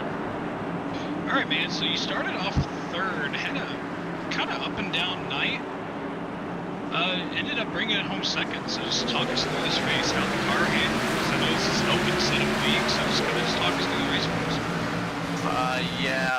First run there, I was just managing tires. We got quite a few short runs there, and was just trying to maintain track position for the stage points. And at that point, there, I don't know, maybe 100 laps in or so, I got involved. I think Parrot and Ryan Duke were racing for the lead, and they made contact, and Duke came down and got me, which no fault of his own. But I was pretty much catching up on damage. I think I had like 2 minutes and 15 seconds of damage at one point, and was just trying to save my fast repair because I knew it would be, if I used it 100 laps in, I would get involved again in something. So it was just trying to make all that back up and still get stage points and stay on the same tires as the leaders. And then there at the end, we were just racing hard and with my teammate Jim, and I got turned around there, and luckily I had saved my fast repair and was able to get back up to second. So talk us through that final restart. That was pretty hectic. We thought you were going to be able to pull one out right there at the last minute there, as the battle just, you guys all just made contact, and I honestly thought you were going to pull through and actually score the victory. Yeah, it was actually that first green-white checkered when I was in the outside in sixth. I thought maybe I had a better shot then, just getting a run on the high side and being able to come off a two with a big head of steam. But being on the inside, I just had to tiptoe my way around there and made it up to third, and was hoping, again, like they had earlier, they'd make contact. But I got underneath Ryan, and I guess I made contact with him, and I hate that he spun, but I think he still finished third. So, I was hoping something would happen between them, and when it didn't, I just had to get what I could get. Well, I mean, second place is always a good place to finish, especially at Bristol. Bring the car home in one piece, kind of. Everybody's car's banged up, so you look forward to next week at Talladega with this momentum on a second place finish. Yeah, I mean, it's going to be the same thing. I mean, battling for stage points and getting every inch I can, and hopefully I can stay out of trouble till the end like I did here, and have that fast repair to hang around till I need it. All right, man. Do you have anybody or any sponsors you want to thank for tonight? Yeah, I got to thank lmcgear.com. They're a sponsor of TI Racing, and they've helped us out quite a bit. Jim Cook Chevrolet and TI Racing for sure. And got to thank Chris Lewis, the team owner there. All right, well, we definitely enjoyed watching you tonight, and you brought it home P2, so we will see you next week at Talladega. Thanks, guys. Appreciate it. All right, that is Landon Durhold, our second place finisher. All right, and before we wrap up here, we definitely got to pay the bills again because we're going to need toilet paper in the next coming weeks and maybe some hand sanitizer. And we definitely need masks if we go anywhere near Kentucky. I know me and Trey both know that personally because they just ordered that. So I can buy a new Wood Brothers mask. We'll go ahead and get our sponsors out of the way here, and we'll start with Permanent Makeup in Maine. When it comes to your appearance, you deserve the best care that money can buy. Here at Permanent Makeup and Cryo in Maine, the owner, Ashley Boyer, is a certified micropigmentation specialist who provides professional, safe, and personalized services. If you're looking for the best solutions for your PMU concerns, give us a call today to book a consultation. Ashley prides herself on providing individualized, superior cosmetic services using only state-of-the-art technologies and completely vegan pigments. However, what truly distinguishes Permanent Makeup and Cryo in Maine as a leader in the beauty treatment industry is our passion for helping people and an unwavering commitment to our clients throughout the entire procedure process. Love of beauty is taste, and the creation of beauty is art. You can contact us at permanentmakeupinmaine.com or call and text us at 207-358-8683. Once again, that is 207-358-8683. If you visit our Facebook page, Permanent Makeup and Cryo in Maine, you will see that we do monthly giveaways. If you submit your entry, who knows, you might just win. And Trey, go ahead and tell us about our parent organization, Whiplash Media. All right, Whiplash Media is PitStop TV's new parent organization. Whiplash Media specializes in various sim racing resources, including paint schemes, stream overlays, iRacing camera packs, and more. Whiplash Media is also working on their presence in real racing, such as photography, social media management, and public relations. Go to whiplash-media.com. Once again, that is whiplash-media.com. Well, that's settled then. But Trey, definitely looking forward to Talladega next week. What's going to be really your keys to the race there? Because tonight we saw an incredible race of survival, and a lot of these cars still had dents all over them. And I think a few cars still had no front end at the end of this. But what's going to be really your keys to the race next week? Plate racing. I've done quite a bit of it. I thoroughly enjoy it. Not so much anymore. I was talking about this race, you have to be patient, but that race, you definitely have to be patient. I mean, you're going speeds upwards of 205 miles an hour, bumper to bumper action the whole entire time. It's just pack racing. It's all action packed. One little bump and everybody's going to go around. So you definitely have to be on your toes the entire time, be patient, and who knows, at the end of it, you might not be in the big one and you might be able to bring it home. Yeah, I definitely think the big one will be a big factor next week. You see Stephen Parrot, tonight's race winner. That's going to conclude our coverage of the L-TAC Racing League from Bristol Motor Speedway. PitStop TV thanks you for joining in for tonight's action, and we hope you enjoyed today's broadcast. We'll continue with more racing action throughout next week as Wednesday night, the stars of online open wheel racing take on Laguna Seca. We've had problems with words tonight in the penultimate round of the IORL Championship. Make sure to follow us on Facebook at www.facebook.com/PitStopTV or on Twitter at PitStopTV_, on Twitch at TwitchTV or twitch.tv/pit_stop_TV, and on YouTube just by searching PitStop TV. This has been Cole Freilich and Trey Patton up in the booth for PitStop TV, and we will see you next time.